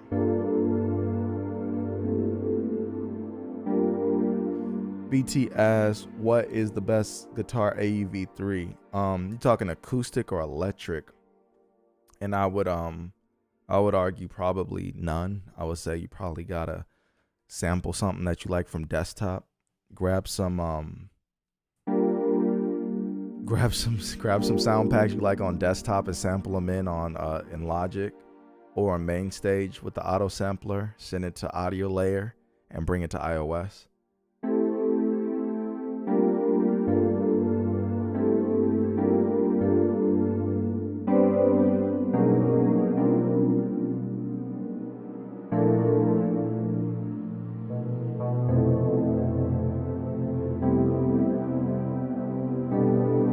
Yeah, for acoustic, do you got BT? Do you got Logic?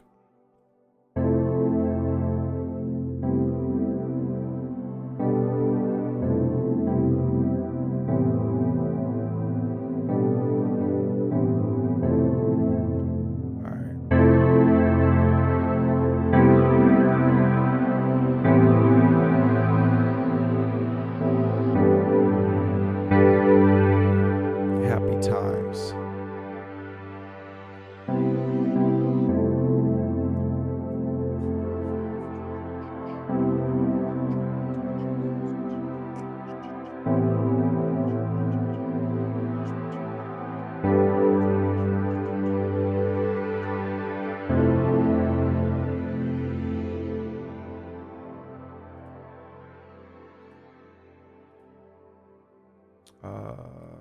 What do we need to do? Record a track.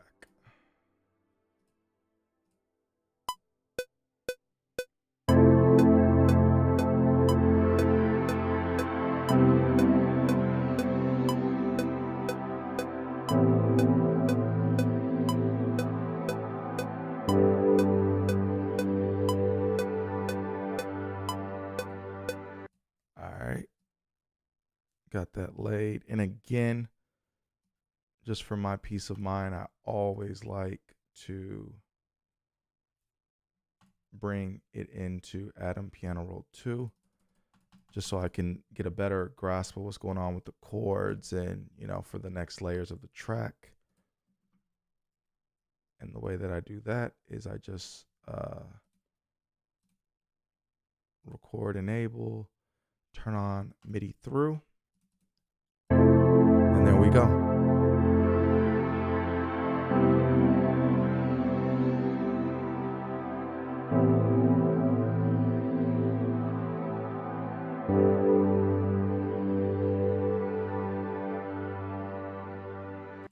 All right, so I got that, and we don't even need to like power on Atom. We can just leave Atom completely powered off, but we've got the chord information now. And I believe it was like something Lydian. Let's see, what was it? Lydian. Was it C? Go back to scalar control. F Lydian is what it was. So we'll go to Atom. Bam, F Lydian. So we've got our scale locked here so we can see what's going on. And this is good to have ghost notes on the second track that I put together. I'll have the ghost notes there for it. So let's see. MIDI effects, Atom, Flitian, map it to whites. And now we're already in scale for sure.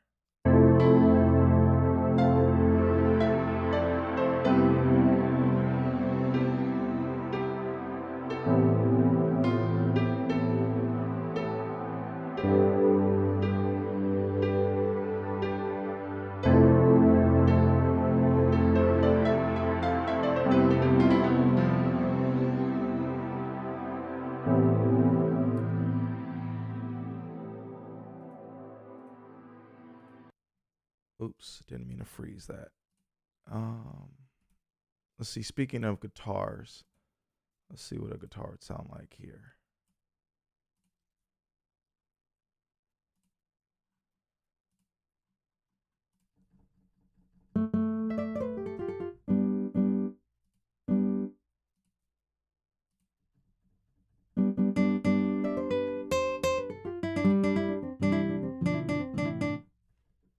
All right, skill lock is on.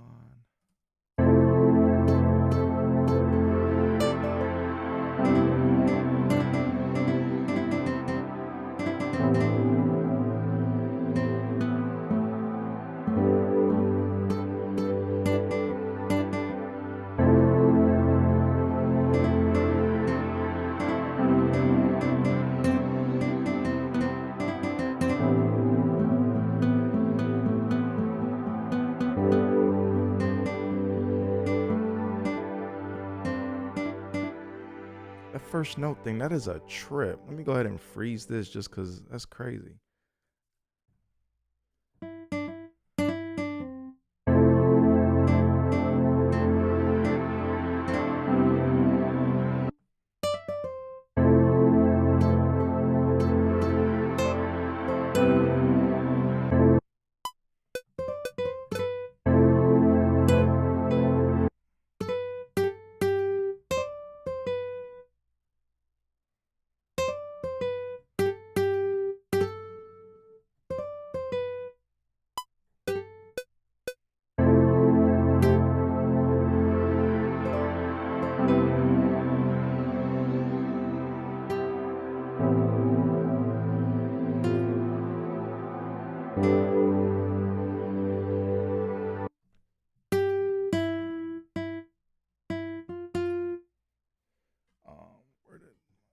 Let me see.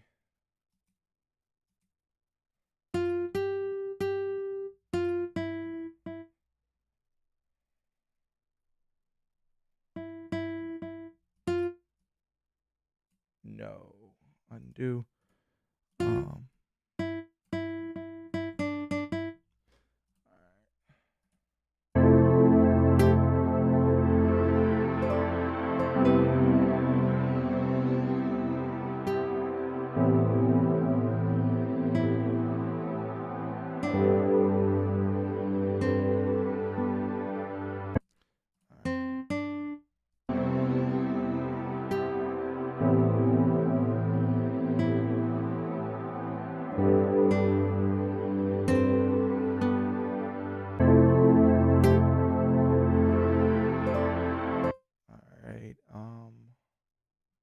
Glue these after selecting them.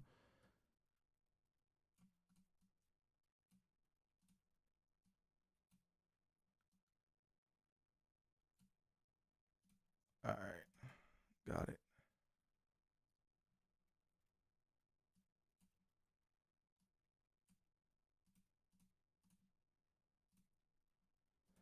Ooh, Cubasis piano roll is rough.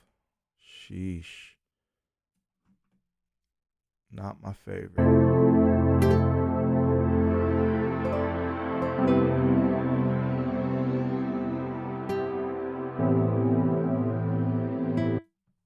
All right, so Prey says, what happened to ZenBeats? I came late. That's what I wanted to see. If you want, I'll go back to ZenBeats. I'll see what's up with ZenBeats. We did ZenBeats for like the first hour and a half, 2 hours, but I'll go back to ZenBeats right now. And we'll see what we can do with ZenBeats. Ain't no pressure. Says, I've been going back and forth from Zen to BeatMaker 3. So I'll go to ZenBeats if you want.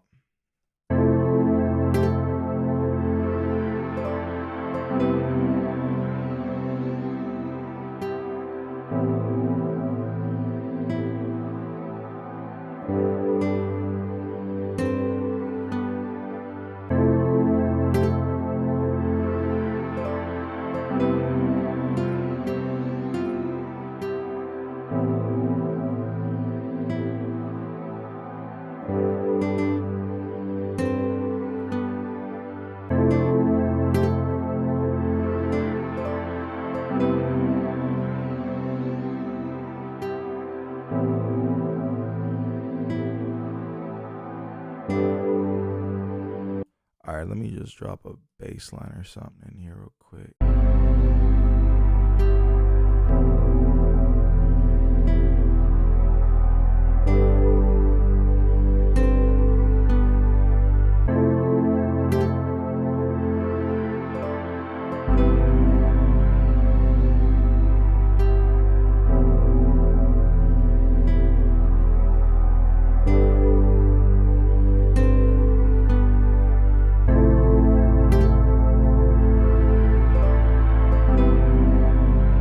Check 1 2, check 1 2. Did it bring the stream back?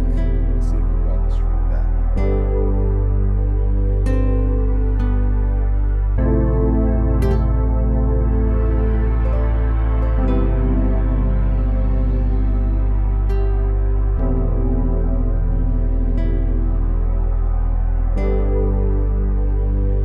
All right, it looks like it brought the stream back, so we will jump into ZenBeats now.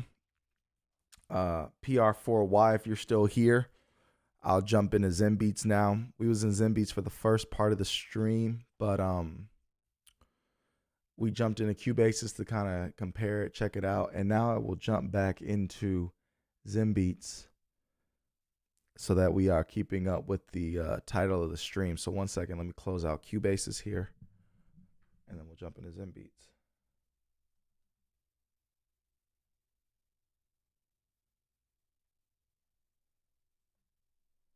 And let's see. Got ZenBeats loaded now.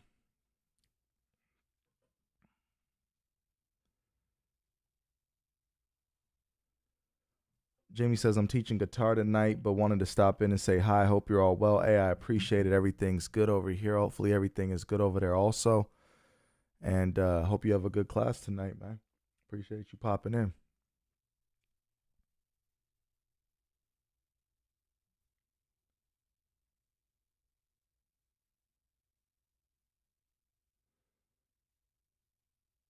Let's see.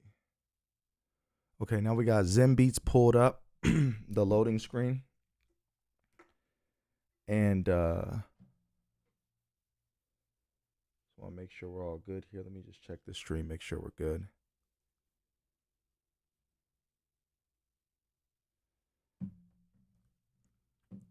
Check 1 2. Can y'all hear me? Audio's good and all that. The visuals is good. Let me know, because this thing just dropped out all the way. So I just want to make sure it's still good. Instrument track. Start there.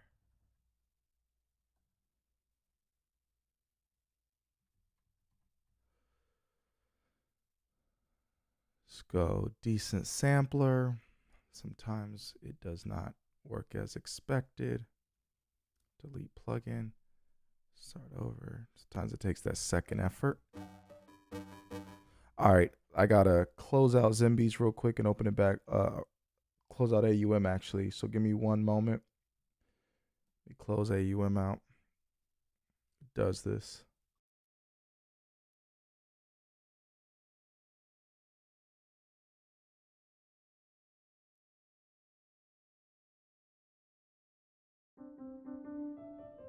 Check 1 2. All right, looks like we are back.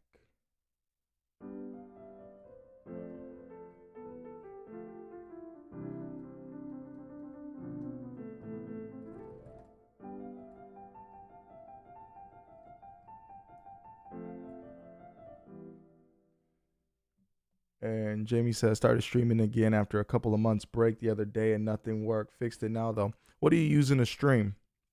What are you streaming through?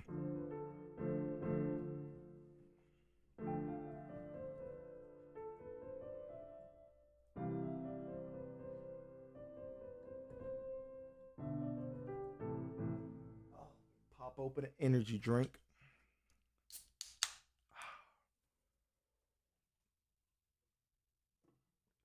It's a much needed energy out here.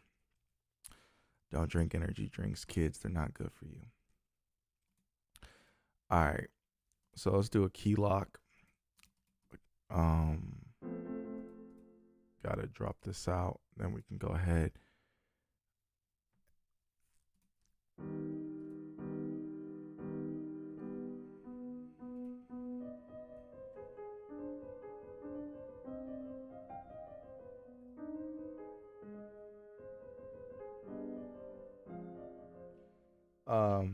Jamie says move from Streamlabs to OBS, and you're doing your iPad on the OBS and it works like it's supposed to. I might need to go ahead and rock with the OBS. So I'm gonna do, last time I was working on inside of ZenBeats, I was using the loop builder. Maybe I'll try the linear view now.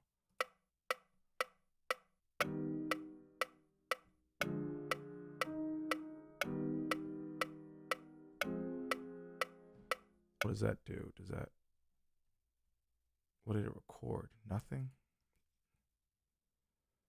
Whew, jeez. All right. Let's try it again.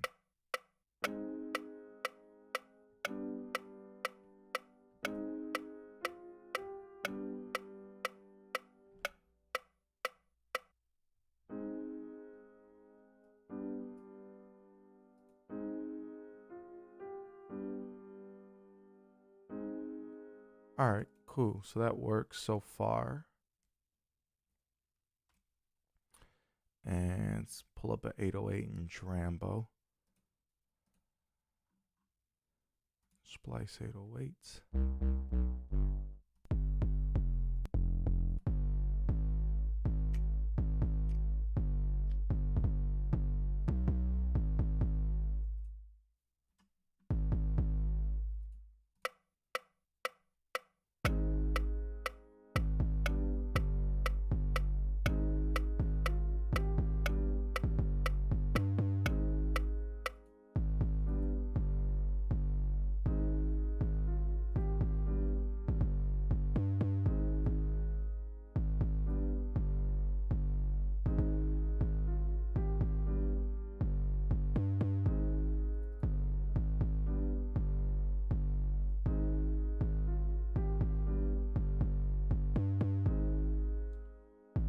And says, yeah, using Reflector 4 to share it to PC. That's dope. I'm gonna try that out. And the latency is all good and all that.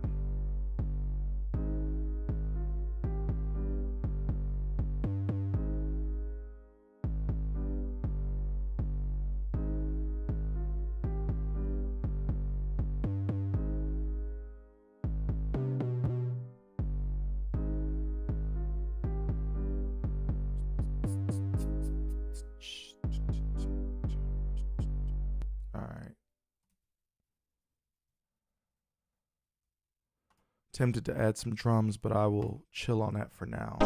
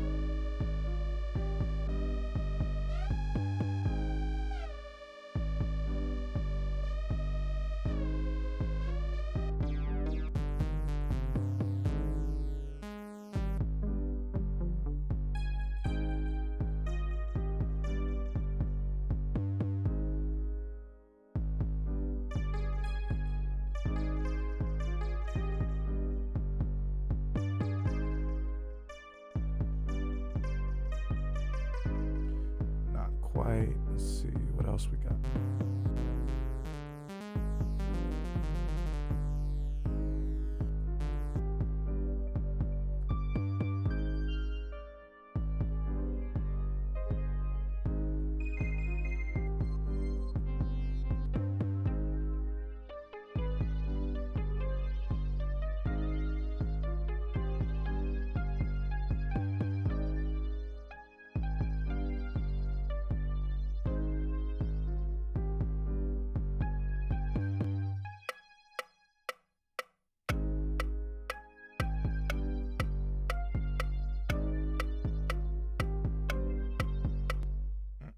Don't like that.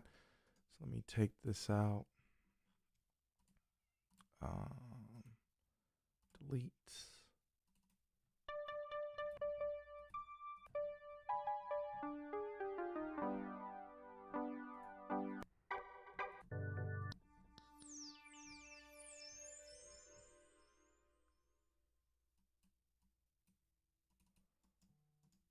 How do I remove the plugin? Delete plugin. All right, let's go with something different.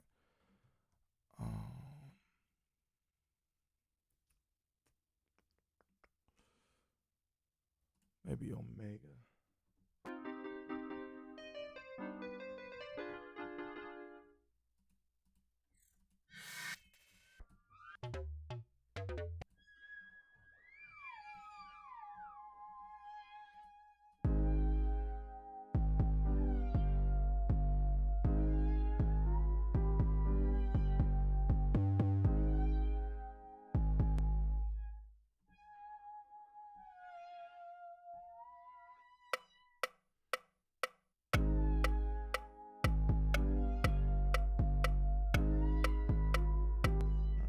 It's not sounding right either. All right.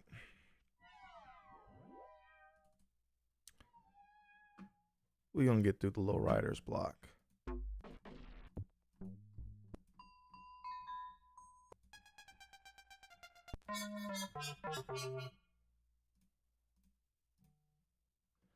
Um, 9:15, 22, C. All right. And let's go home. Start over. Not feeling it.